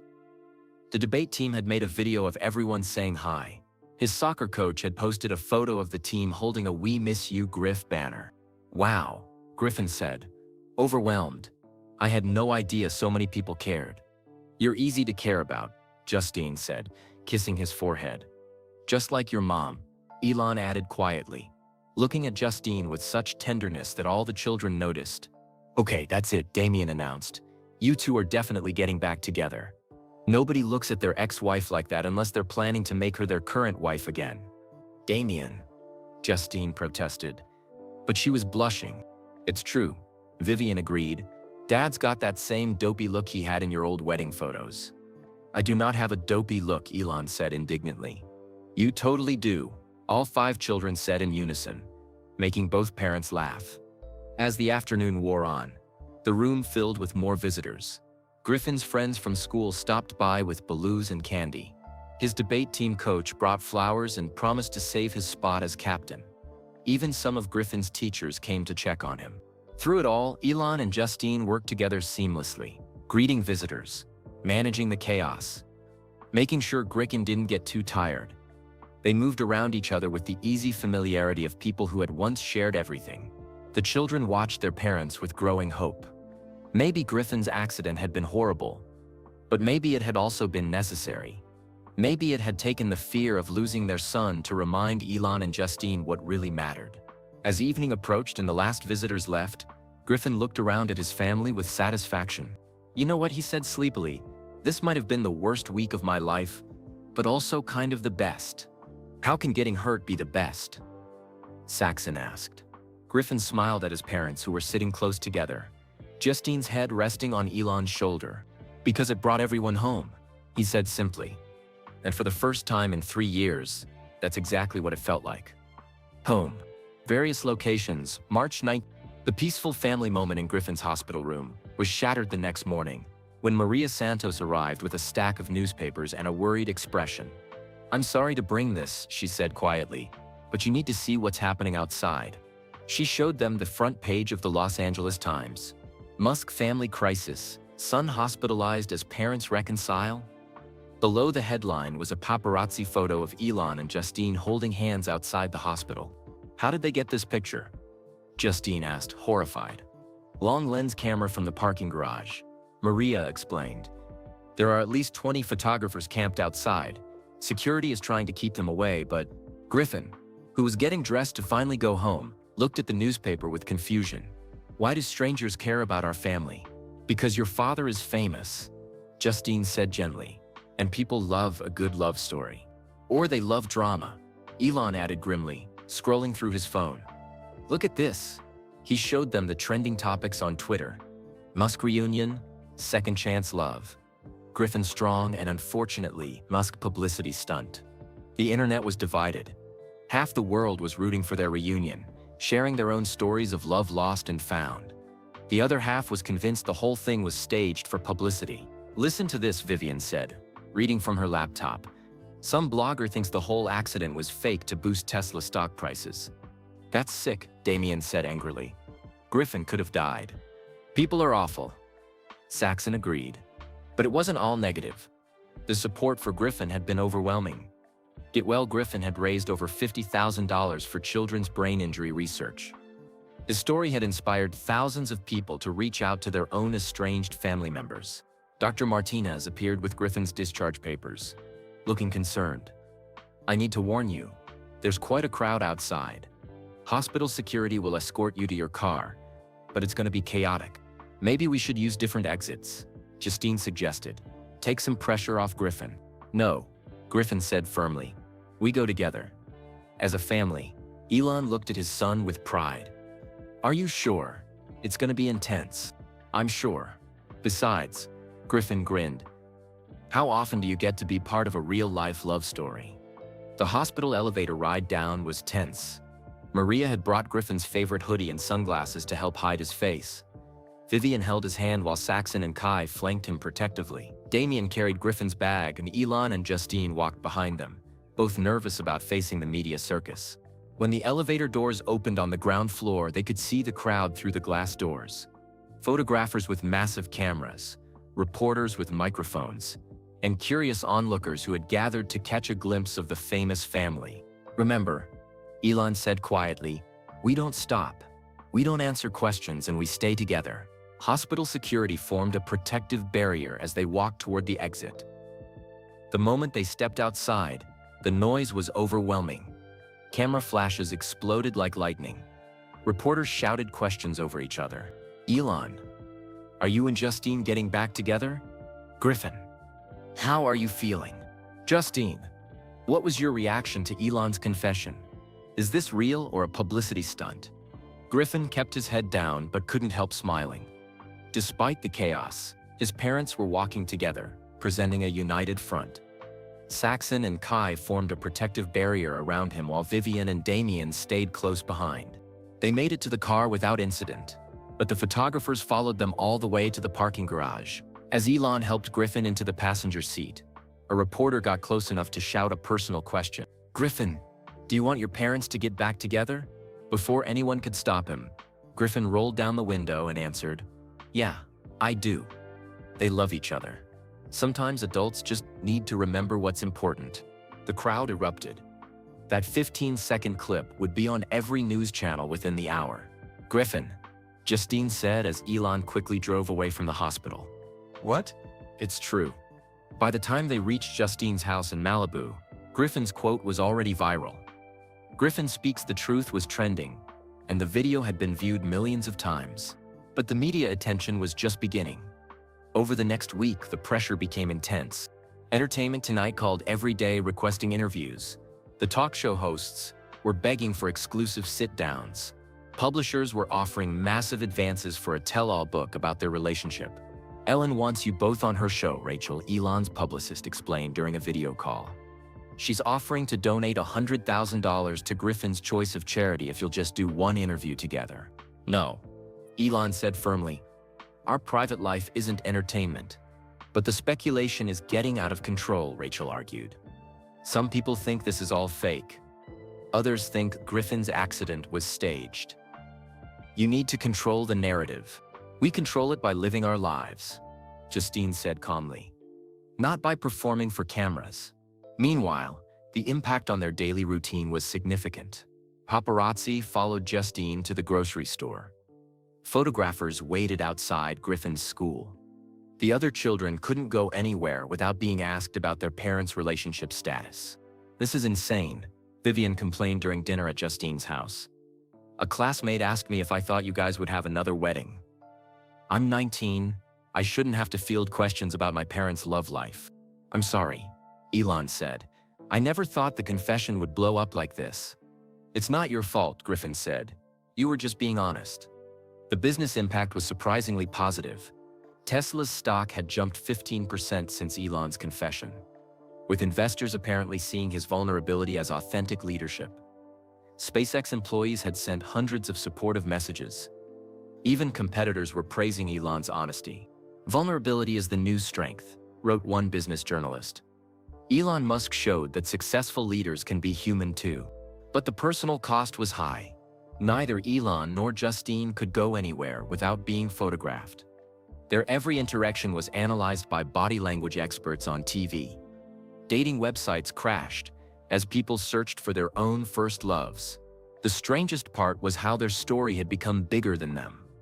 Thousands of divorced couples were sharing their own reunion stories online. Marriage counselors reported increased appointments. Dating apps added second-chance filters. "We accidentally started a movement," Justine observed one evening as they watched the news coverage. "A movement we never asked for," Elon replied. The pressure reached its peak when Griffin's debate team coach called with an unusual request. "The team wants to dedicate their next tournament to Griffin," Coach Williams explained. "The media attention has been incredible for the school. We're getting donations for our program from around the world." "That's wonderful," Justine said. "There's just one thing," Coach Williams continued nervously. "The local news wants to cover the tournament. They're hoping you might both attend? Together? The kids would love it, and it would mean a lot to Griffin." Griffin, who was listening from the kitchen, immediately started nodding enthusiastically. "Please, Mom, Dad, it's my first tournament since the accident. I really want you both there." Elon and Justine looked at each other. It would be their first public appearance together since the hospital. The media would go crazy, but Griffin's hopeful face made the decision easy. Of course we'll be there, Justine said. Together, Elon added. Griffin whooped with joy, already imagining his teammates' reactions. What they didn't know was that this debate tournament would become the most watched high school event in California history. What started as support for Griffin's recovery had become something much bigger. A public test of whether love really could conquer all. The world would be watching to see if Elon and Justine Musk could prove that second chances were possible, even under the brightest spotlight imaginable. As Elon drove home that night, he wondered if they were ready for that kind of pressure. Could their fragile reunion survive when the whole world was watching and judging their every move? He hoped they were strong enough to find out. Justine's Malibu home. March. Griffin was finally home, sleeping in his own bed for the first time in over a week. The house felt peaceful after the chaos of the hospital and media circus. Elon had helped carry Griffin's things inside, and now he stood in Justine's living room, unsure whether he should leave or stay. Coffee? Justine offered, sensing his uncertainty. That would be nice. It was the first time Elon had been inside Justine's house since the divorce. Everything was exactly as he remembered, yet completely different. The same cream-colored sofas and built-in bookshelves, but new photos on the walls. Pictures of Justine at book signings, traveling to places they'd never visited together. Evidence of the independent life she'd built without him. You've done well for yourself, Elon said, studying a framed magazine cover featuring Justine's latest novel. I had to, Justine replied from the kitchen. When you lose everything familiar, you either fall apart or build something new. Her words stung, because they were true. After their divorce, Justine had rebuilt her entire identity. She wasn't Elon Musk's wife anymore. She was Justine Wilson, best-selling author, independent woman, single mother who had raised 5 children while pursuing her own dreams. Elon walked to the piano in the corner, running his fingers over the keys. Do you still play? Every day. It helps me think. I remember you playing while you were pregnant with the twins. You said music helped them grow smart. Justine smiled softly. You used to put your head on my belly and talk to them about rockets and stars. They probably thought I was crazy. They thought you were their father. That was enough. The simple statement carried years of hurt and love. Elon sat down on the piano bench, feeling the weight of everything he'd lost through his own choices. Justine, I need to say something. About our marriage. About why it really ended. She brought him coffee and sat on the sofa across from him. We've been over this. No, we haven't. Not really. Elon's voice was serious. I blamed the work pressure, the stress, the impossible demands of running 2 companies. But that wasn't the real problem. What was? I was afraid. Justine looked surprised. Afraid of what? Of not being enough for you. Of you realizing that the guy you married was just a dreamer with crazy ideas. So I worked harder and harder, trying to prove I was worthy of you and the kids. Elon, but the more successful I became, the more scared I got. Because now I had everything to lose. So I built walls around my heart, thinking that if I didn't need you too much, it wouldn't destroy me if you left. Justine was quiet for a long moment, processing his words. You pushed me away because you were afraid I'd leave. Stupid, right? I created the exact thing I was trying to prevent. Not stupid. Human. She moved to sit beside him on the piano bench. I was afraid too. Of what? Of disappearing completely. Of becoming just an accessory to your success. I felt myself getting smaller and smaller until I wasn't sure who I was anymore. They sat side by side, both staring at the piano keys. 2 people who had loved each other deeply but had been too scared and proud to admit their fears until it was too late. I felt erased, Justine continued. Like I was just the woman who handled your domestic life so you could focus on saving the world. You were never just anything to me. You were everything. But you didn't know how to show me that without giving up your dreams. And you didn't know how to support my dreams without giving up yourself. The truth hung between them. Simple and devastating. They'd been 2 people pulling in opposite directions when they should have been walking forward together. I've learned some things, Elon said quietly, since the divorce. About delegation. About trusting other people with my companies. Like what? Gwyn runs SpaceX day-to-day operations now. I still make the big decisions, but I don't micromanage anymore. Tesla has an incredible executive team that I actually listen to. Justine looked surprised. Really? Really? Turns out the companies run better when I'm not trying to control every detail. Who knew? He smiled ruefully. I could have learned that 10 years ago if I hadn't been so stubborn. And I've learned about boundaries, Justine said. About asking for what I need instead of expecting you to read my mind. About not making myself smaller to make others comfortable. They were interrupted by footsteps on the stairs. Griffin appeared in the doorway, looking sleepy but alert. Are you guys having a serious talk without me? He asked. Because I have opinions about this relationship. Go back to bed, Justine laughed. You need rest. I'm not tired. And this is important. Griffin settled into the armchair across from them. I want to know if you're really going to try again or if you're just being nice because I got hurt. Elon and Justine exchanged glances. Their 16-year-old wasn't going to let them avoid the hard questions. We're figuring it out, Elon said honestly. What does that mean exactly? It means, Justine said carefully, that we're taking time to get to know each other again. As friends first. Friends who used to be married and might be again? Maybe, Elon said. If we can prove to ourselves that we've both grown enough to do it right this time. Griffin nodded thoughtfully. That's smart. What does doing it right look like? The question caught both parents off guard. They'd been so focused on what went wrong before that they hadn't clearly defined what success would look like now. Equal partnership, Justine said after a moment. Two people supporting each other's dreams instead of competing with them. Presence, Elon added. Being here for the real moments, not just the crises. Family dinners, Griffin said with a grin. Like actual dinners where dad doesn't check his phone. That can be arranged, Elon laughed. And family vacations where we don't have to schedule around rocket launches. Now you're pushing it, Elon said. But he was still smiling. They talked for another hour, with Griffin asking surprisingly mature questions about their plans. How would they handle work-life balance? What about the media attention? Would they live together or separately? Would there be another wedding? Whoa, Justine said, holding up her hands. We're not planning a wedding. We're planning coffee dates and conversations. Boring, Griffin declared. But I guess that's how adults do things. Sometimes the boring stuff is the most important, Elon said. Learning to be together in normal moments, not just dramatic ones. After Griffin went back to bed, Elon and Justine sat on the couch, both feeling emotionally drained but oddly hopeful. He's right, you know? Justine said, about the boring stuff being important. I never learned how to be boring with you. I was always trying to impress you or prove something. And I never learned how to be myself with you. I was always trying to be the perfect wife and mother. Maybe we can learn together this time. Justine studied his face. What would that look like? Really? Dinner dates where we talk about books and dreams, not just schedules and logistics. Walks on the beach, where we hold hands just because we want to, not because cameras are watching.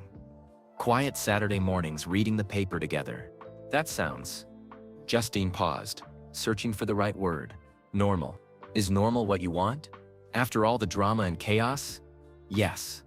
Normal sounds perfect. Elon reached for her hand. So where do we start? With tomorrow. With taking Griffin to his debate practice, and both of us actually staying to watch. With family dinner where everyone's phones stay in the other room. And then we see if we can do it again the next day. And the day after that. It wasn't a grand romantic gesture or a dramatic declaration of love. It was something much more valuable. A plan for building a real relationship based on presence, partnership, and the kind of daily commitment that actually made love last. As Elon prepared to leave, Justine walked him to the door. Thank you, she said quietly. For what? For being brave enough to start over. For being willing to try boring. Elon kissed her forehead gently. Thank you for being worth fighting for. As he drove home, Elon felt something he hadn't experienced in years. Not the adrenaline rush of a successful rocket launch, or the satisfaction of hitting production targets. Something quieter but deeper. Hope. SpaceX Hawthorne facility. March. Hope was exactly what Elon needed, as he planned something he'd been thinking about for months, but never had the courage to do. He wanted to have a real conversation with Vivien, not the careful surface-level exchanges they'd managed since her transition, but an honest father-daughter talk. Griffin's accident had shown him how quickly everything could change. How precious and fragile family relationships were. He couldn't waste any more time being afraid of saying the wrong thing to his daughter. "Are you sure about this?" Justine asked when he called to explain his plan. "Vivien's still pretty hurt about your last conversation. That's exactly why I need to do this," Elon replied. "I've been a coward long enough." The last real fight between Elon and Vivien had happened 6 months ago, when she'd legally changed her name and publicly distanced herself from him. Elon had said terrible things, not about her identity but about her decision to cut contact. He'd accused her of being dramatic and ungrateful. She'd accused him of never really listening to her. Both were right. Now Elon had asked Vivien to meet him at SpaceX after hours, when the facility would be quiet and private. He'd also invited Justine, hoping her presence might help keep the conversation calm. Vivien arrived at 7 p.m., looking nervous but determined. At 19, she had grown into a beautiful, confident young woman who reminded Elon painfully of Justine at that age. Smart, creative, and absolutely unwilling to compromise her authentic self for anyone's comfort. "Hi, Dad," she said quietly as security let her into the main building. "Hi, sweetheart, thank you for coming." They walked through the SpaceX facility together, past the towering rockets and busy engineering bays. Vivien had loved visiting SpaceX as a child, fascinated by the idea of humans traveling to other planets. "Remember when you were 8 and insisted we name a rocket after you?" Elon asked, trying to break the tension. "Vivien won." She smiled slightly. "You said it wasn't scientifically accurate naming convention. I was wrong about a lot of things back then." They reached Elon's office, where Justine was waiting with coffee and the comfortable chairs arranged in a circle instead of across his intimidating desk. "This feels very therapist-like," Vivien observed, sitting down carefully. "Maybe that's what we need," Elon admitted. For a moment, nobody spoke. The silence was filled with years of hurt feelings and misunderstandings. Finally, Elon took a deep breath and decided to be completely honest. "Vivien, I owe you an apology. A real one." She looked surprised. "Okay. When you first told me about your transition, I said I was supportive. But I wasn't really. I was scared and confused, and instead of dealing with those feelings, I took them out on you." Vivien's eyes filled with tears, but she didn't say anything. "I made your journey about me," Elon continued, "about how it affected my life, my comfort, my understanding of the world. That was selfish and wrong, Dad." Vivien's voice was small. "Let me finish, please. I need to say this." Elon's own voice was shaking now. "You are my daughter. You were my daughter when you were Xavier, and you're my daughter now as Vivien. Your courage in living your truth is something I should have celebrated, not questioned." Tears were flowing freely down Vivien's face now. "I thought you were ashamed of me." "Never," Elon said firmly, moving to kneel in front of her chair. "I was ashamed of myself. For not knowing how to love you better. For not educating myself about what you were going through. For being the kind of father who made you feel like you had to choose between your identity and your family. I didn't want to hurt you," Vivien whispered, "but I couldn't pretend anymore." "You shouldn't have had to pretend for even 1 second," Justine said gently. "Not with us." Elon sat back in his chair, wiping his own eyes. "Tell me about your life, Vivien. Really tell me. I want to know who you are now." For the next hour, Vivien shared things she'd been holding back for months. Her studies at Berkeley, where she was majoring in literature and creative writing. Her poetry, which had won several university contests. Her friends. Her dreams. Her plans for the future. "I want to write novels like Mom," she said, glancing at Justine. "Stories that help people understand different perspectives. Maybe stories about kids who feel like they don't fit anywhere." "That's beautiful," Elon said. "You've always been the most creative of all my children." "Really? Really, remember the stories you used to tell at bedtime? You'd make up entire worlds with their own languages and customs. I always knew you'd be a writer, but you wanted me to be an engineer." Elon looked confused. "When did I say that?" "You didn't say it directly. But you always lit up when Saxon talked about marine biology or when Kai showed interest in sustainable design. I thought you only valued science." "Vivien," Elon said seriously, "literature is just as important as engineering. Maybe more important. Engineers build machines, but writers build understanding between people. We need both. It was such a simple statement, but it meant everything to Vivien. Her father, the man who built rockets and electric cars, was telling her that writing mattered just as much. "I've been writing about our family," she admitted quietly. "About growing up as your daughter. About the transition. About feeling caught between two worlds." "What kind of writing?" "Poetry. Mostly. Some essays. My creative writing professor says I should submit them to magazines."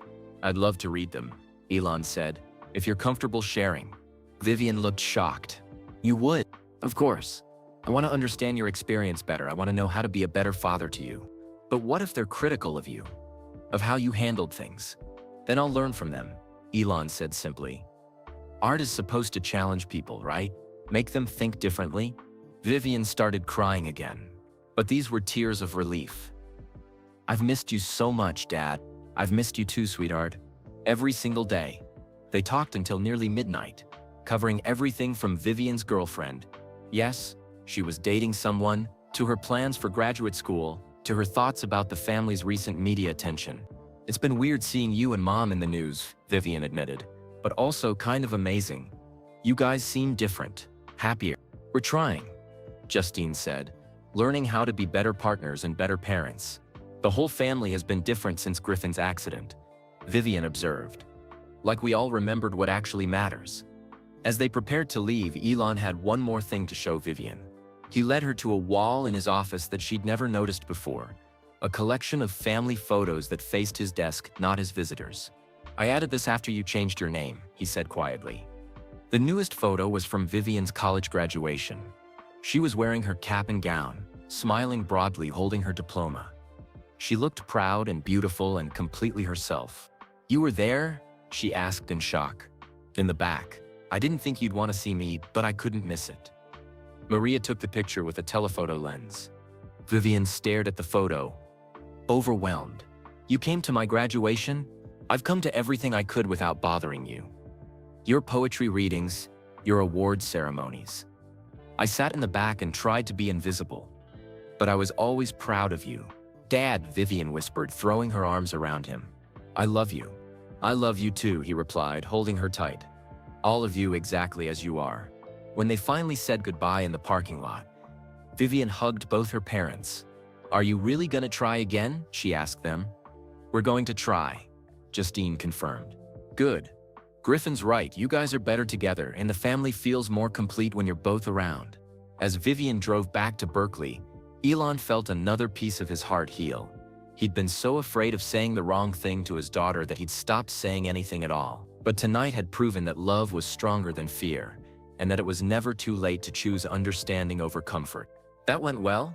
Justine said as they watched Vivien's car disappear into the night. "Better than I dreamed," Elon replied. "She's incredible, isn't she? She always has been. You just needed to see it." "I see it now. I see all of them clearly now." "Because of Griffin's accident?" "Because of almost losing everything that matters," Elon corrected. "Sometimes it takes a crisis to wake you up to what you already have." As they drove home separately, both parents felt the family bonds strengthening. Griffin was healing. Vivien was back in their lives. The other children were hopeful about their parents' reunion. Maybe, just maybe, they really could build something better from the pieces of what they'd lost. Maybe hope was enough to start with. Malibu Beach. April. Maybe hope was enough to start with. But 3 weeks after Griffin's accident, Elon and Justine were learning that rebuilding a relationship required much more than hope.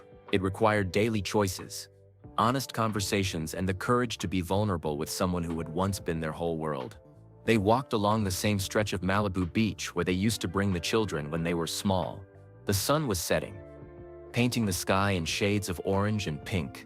It was the kind of romantic setting that would have made perfect sense for a grand gesture or dramatic declaration. Instead, they were having one of the most important conversations of their lives. "I've been thinking about what you said," Justine said, her bare feet sinking into the cool sand. "About starting over as friends first. And I think we need to be honest about what that really means. Because we're not just friends, Elon. We have too much history for that." Elon stopped walking and turned to face her. "What are you saying?" I'm saying we're ex-spouses who share 5 children and 20 years of complicated history. We're two people who loved each other enough to create a family, then hurt each other enough to tear it apart. The words stung because they were true. But there was something else in Justine's voice. Not anger or blame, just clear-eyed honesty about where they really stood. So where does that leave us? Elon asked. It leaves us with a choice, Justine said, sitting down on a piece of driftwood. We can try to go back to what we were, or we can try to build something completely new. Elon sat beside her, watching the waves crash against the shore. What would something new look like? I don't know exactly, but I know what it wouldn't look like. Justine's voice was steady, thoughtful. It wouldn't look like me disappearing into your life again. It wouldn't look like you choosing work over family when things get stressful. And what would it look like? Two independent people who choose to build a life together because it makes them both better, not because they need each other to feel complete. Elon considered this. That sounds healthy. It sounds terrifying. Justine laughed. I've never been in a relationship where I wasn't trying to be who I thought the other person wanted me to be. Even with me, especially with me. I was so young when we got together. I thought love meant becoming the perfect wife and mother, never asking for too much, never taking up too much space. But you were never too much, Elon protested. You were everything I wanted. Was I? Or was I the version of myself that I thought you wanted? The question hung in the air between them. Elon thought about the woman he'd fallen in love with. Brilliant, creative, independent. Justine Wilson. Then he thought about the woman he'd been married to. Still brilliant and creative, but somehow smaller, quieter, always accommodating his needs and schedule. I think, he said slowly, I fell in love with Justine Wilson, the writer, the dreamer, the woman who challenged me to be better. But somewhere along the way, I got comfortable with Justine Musk, the wife, who made my life easier but sacrificed pieces of herself to do it. And I let that happen because I was afraid that if I took up too much space, you'd realize you didn't actually need me. They sat in comfortable silence for a moment, both processing the painful honesty of what they'd just admitted. So how do we not make the same mistakes again? Elon asked. We start by being very clear about who we are now, not who we were 20 years ago. Okay, who are you now, Justine Wilson? She smiled at his use of her chosen name. I'm a best-selling author who loves her work and isn't willing to give it up for anyone. I'm a mother who has learned to set boundaries with her children. I'm a woman who has spent 3 years figuring out how to be happy alone, which means I don't need to be in a relationship to feel complete. That's terrifying and incredibly attractive. Elon admitted. Your turn. Who are you now, Elon Musk? I'm a CEO who has finally learned to delegate, which means I can actually have a life outside of work. I'm a father who wants to be present for the real moments, not just the emergencies. I'm a man who has spent 3 years realizing that all the success in the world doesn't matter if you don't have people to share it with. And what do you want from a relationship now? Elon thought carefully before answering. I want a partner, not a project. I want someone who challenges me to be better while also supporting my dreams. I want to build something together that makes us both stronger individually. Even if that means I sometimes say no to your plans, even if my career is just as important as yours. Especially then. I don't want someone who just goes along with everything I say. I want someone who has her own opinions and isn't afraid to disagree with me. Justine studied his face, looking for signs that he was just saying what he thought she wanted to hear. But his expression was serious, thoughtful. What about the practical stuff? She asked. Living arrangements, the children's schedules, dealing with the media attention. I think we figure it out as we go. Maybe we keep separate homes for now. Maybe we have family dinners twice a week and see how that feels. Maybe we take it so slowly that everyone gets bored watching us. The kids won't get bored. They're invested in this working out. No pressure, Elon said dryly. Actually, that's the thing. There doesn't have to be pressure. We're not 22 and 29 anymore, desperate to prove we can make it work. We're adults who know what we want and what we're willing to do to get it. And what are you willing to do? Justine considered the question seriously. I'm willing to trust you again. Slowly. I'm willing to make space in my life for a relationship without losing myself in it. I'm willing to believe that people can change and grow because I know I have. And I'm willing to prove that I've changed, Elon said. Not with grand gestures or public declarations, but with daily choices, with showing up consistently, with putting family first even when work gets crazy, even when there's a rocket launch that could change everything. Even then, SpaceX will get to Mars eventually, but I only get one chance to be present for our children's lives. Only one chance to love you the way you deserve to be loved. As the sun set completely, they walked back toward the parking lot, both feeling something shift between them. It wasn't the desperate passion of their youth or the comfortable routine of their marriage. It was something steadier, more mature. So what happens now? Justine asked as they reached their cars. Now we have dinner tomorrow night, just the two of us. We talk about books and dreams and whether we still make each other laugh. And after that, we see if we want to do it again. Justine smiled. That sounds wonderfully boring. The best kind of boring. As they said goodbye with a gentle kiss on the cheek, both felt the same thing. Cautious optimism. They weren't diving headfirst into love like teenagers. They were walking thoughtfully toward a future that might include each other, with clear eyes and realistic expectations. It wasn't the stuff of fairy tales or romance novels, but it was real and honest, and based on who they actually were now rather than who they used to be. Maybe that was enough. Maybe that was everything.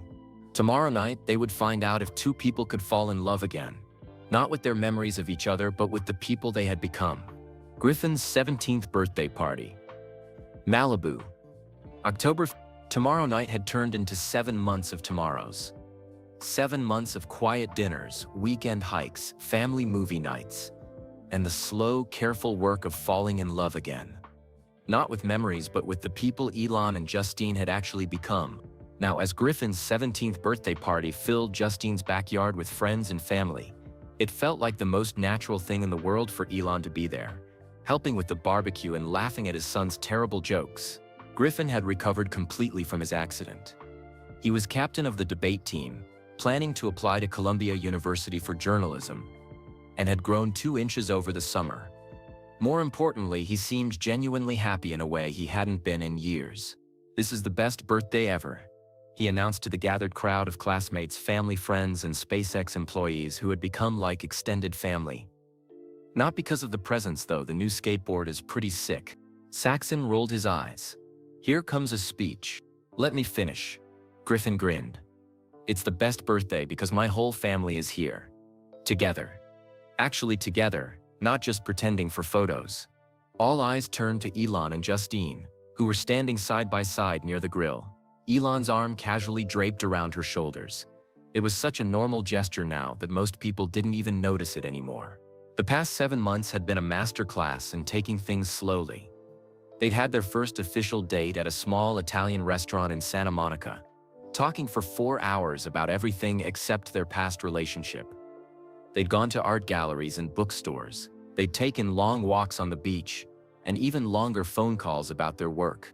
Elon had kept his promise about being present. He'd attended every one of Griffin's debate tournaments, helped Saxon with his college applications, celebrated Kai's acceptance to MIT's architecture program, and visited Damien at art school. Most importantly, he'd continued building his relationship with Vivien, reading her poetry and offering thoughtful feedback. Justine had finished her latest novel and signed a 3-book deal with a major publisher. She'd all started teaching creative writing workshops for teenagers, finding purpose in helping young people tell their own stories. They'd moved slowly in every way. Separate homes but shared dinners. 3 nights a week. Family vacations where Elon managed to leave his phone in the hotel room. Quiet Sunday mornings reading the newspaper together on Justine's deck. The media attention had mostly died down, though they occasionally made headlines when photographers caught them holding hands at a restaurant or laughing together at one of the children's events. But the circus atmosphere had faded into something more manageable. Actually, Griffin continued, clearly not done with his speech, "I have something to tell everyone. Vivien, now a sophomore at Berkeley and a regular presence at family gatherings, looks suspicious." "Griffin, what are you planning?" "Nothing bad. It's just," Griffin looked directly at his parents. "Dad, remember that night in the hospital when you thought I was unconscious?" Elon's face went pale. "Griffin, I heard you talking to Mom about something you kept in your desk drawer. Something you never returned to the jeweler after the divorce. The entire backyard went quiet. Even the teenagers stopped their conversations and turned to listen. Justine looked confused. "What are you talking about?" Griffin's grin got wider. "Mom, Dad never told you about the ring." "What ring?" Justine asked, though her heart was starting to race. Elon looked like he wanted to disappear into the ground. "Griffin, this isn't—" "Oh, it totally is," Saxon interrupted, suddenly understanding what was happening. "Dad, you've been carrying a ring around for months?" "7 months, Griffin said helpfully. "I saw it when I was looking for scissors in his desk." "It's not the ring from your first wedding, Mom. It's a different one." All 5 children were staring at their parents now, along with everyone else at the party. Justine felt like she couldn't breathe. "Is this true?" she asked Elon quietly. Elon closed his eyes for a moment, then reached into his jacket pocket. His hand emerged, holding a small velvet box that looked worn from being carried around. "Griffin," he said with a mix of affection and exasperation, "you have terrible timing." "I have perfect timing," Griffin replied. "Everyone we love is here. Mom looks beautiful. You've been carrying that thing around for months like you're waiting for the perfect moment. This is it." Justine stared at the box in Elon's hand. "How long have you been carrying that?" "Since our 3rd date," Elon admitted. "But I wasn't planning to use it yet. We agreed to take things slow." "How slow were you planning to take it?" Damien called out. "Another year? Maybe 5. Elon replied, making everyone laugh despite the tension. Justine looked around at their children's expectant faces, at Maria Santos, who was crying behind her camera, at Sarah Chen, who was beaming with pride, at the SpaceX employees who had become like family. "What ring is it?" she asked softly. "It's..." Elon's voice caught. "It's my grandmother's ring, the one I bought right before our divorce was finalized. I was going to give it to you then to beg you to try again. But I was too proud, too scared you'd say no." "You bought an engagement ring during our divorce?" "I bought it because I realized I was losing the best thing that ever happened to me, and I wanted to fight for us. But by then, you were already gone. Emotionally gone. So I kept it." Tears were flowing down Justine's face now. "For 3 years? For 3 years. And then for 7 more months, while we figured out how to love each other better." The backyard was completely silent except for the sound of waves in the distance and Griffin's friend Tommy quietly recording everything on his phone. "Justine," Elon said, getting down on one knee in front of her, in front of their children and friends and everyone who mattered to them. "I'm not asking you to be who you were before. I'm asking if you'll build something new with me." He opened the box to reveal a simple, elegant ring, with a single diamond that caught the afternoon light. "Will you marry me again? Not the people we were, but the people we've become?" Justine looked at the ring, then at Elon's face, then at their children who were holding their breath waiting for her answer. "Are you sure?" she asked. "Really sure? Because I'm not going to change who I am now. I'm not going to make myself smaller or quieter or more convenient." "I don't want you to change," Elon said firmly. "I fell in love with Justine Wilson, the writer, the dreamer, the woman who challenges me to be better. I want to marry that woman. The woman you are right now, even though I'll probably disagree with you about everything, especially because of that. Even though my career is just as important as yours, even though your career might be more important than mine." Justine looked around one more time at the faces of everyone she loved. Her children, who had lived through their parents' divorce and somehow still believed in love. Her friends, who had supported her through the hardest years of her life. Even the SpaceX employees, who had watched their boss become more human over the past months. "Yes," she said, pulling him up to kiss him. "Yes, I'll marry you again. But this time we're doing it right." The backyard erupted in cheers. Griffin pumped his fist in the air. "Best birthday present ever." As Elon slipped the ring onto Justine's finger, she whispered in his ear, "I can't believe you carried this around for months without telling me." "I can't believe Griffin ruined my carefully planned proposal," he whispered back. "What carefully planned proposal?" "I was going to wait until Christmas. Set up something romantic. Maybe fly you to Scotland, where we got married the first time." Justine laughed, looking around at the chaos of teenagers cheering and Maria crying and Vivien live-streaming the whole thing to her college friends. "This is better," she said. "This is real life. This is our family." "Are you sure?" "I'm sure. Besides," she grinned, Griffin's right. He does have perfect timing. As the party continued around them, with photographers somehow already appearing from nowhere, and the children giving interviews to local news stations, Elon and Justine stood together in the middle of it all. They weren't the young, naive couple who had gotten married the first time. They were older, wiser, scarred by their mistakes but stronger because of them. They were two people who had chosen each other not out of desperation or loneliness, but out of genuine love and respect for who they had become. "So what now?"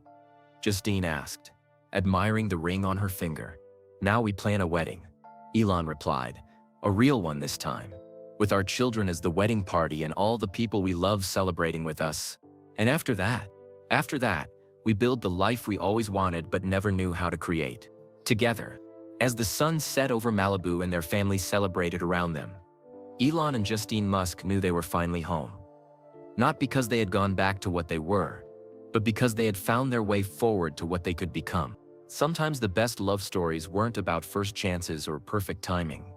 Sometimes they were about second chances, earned wisdom, and the courage to try again with an open heart. Sometimes love really could conquer all, even divorce, ego, and a very dramatic 16-year-old with impeccable timing.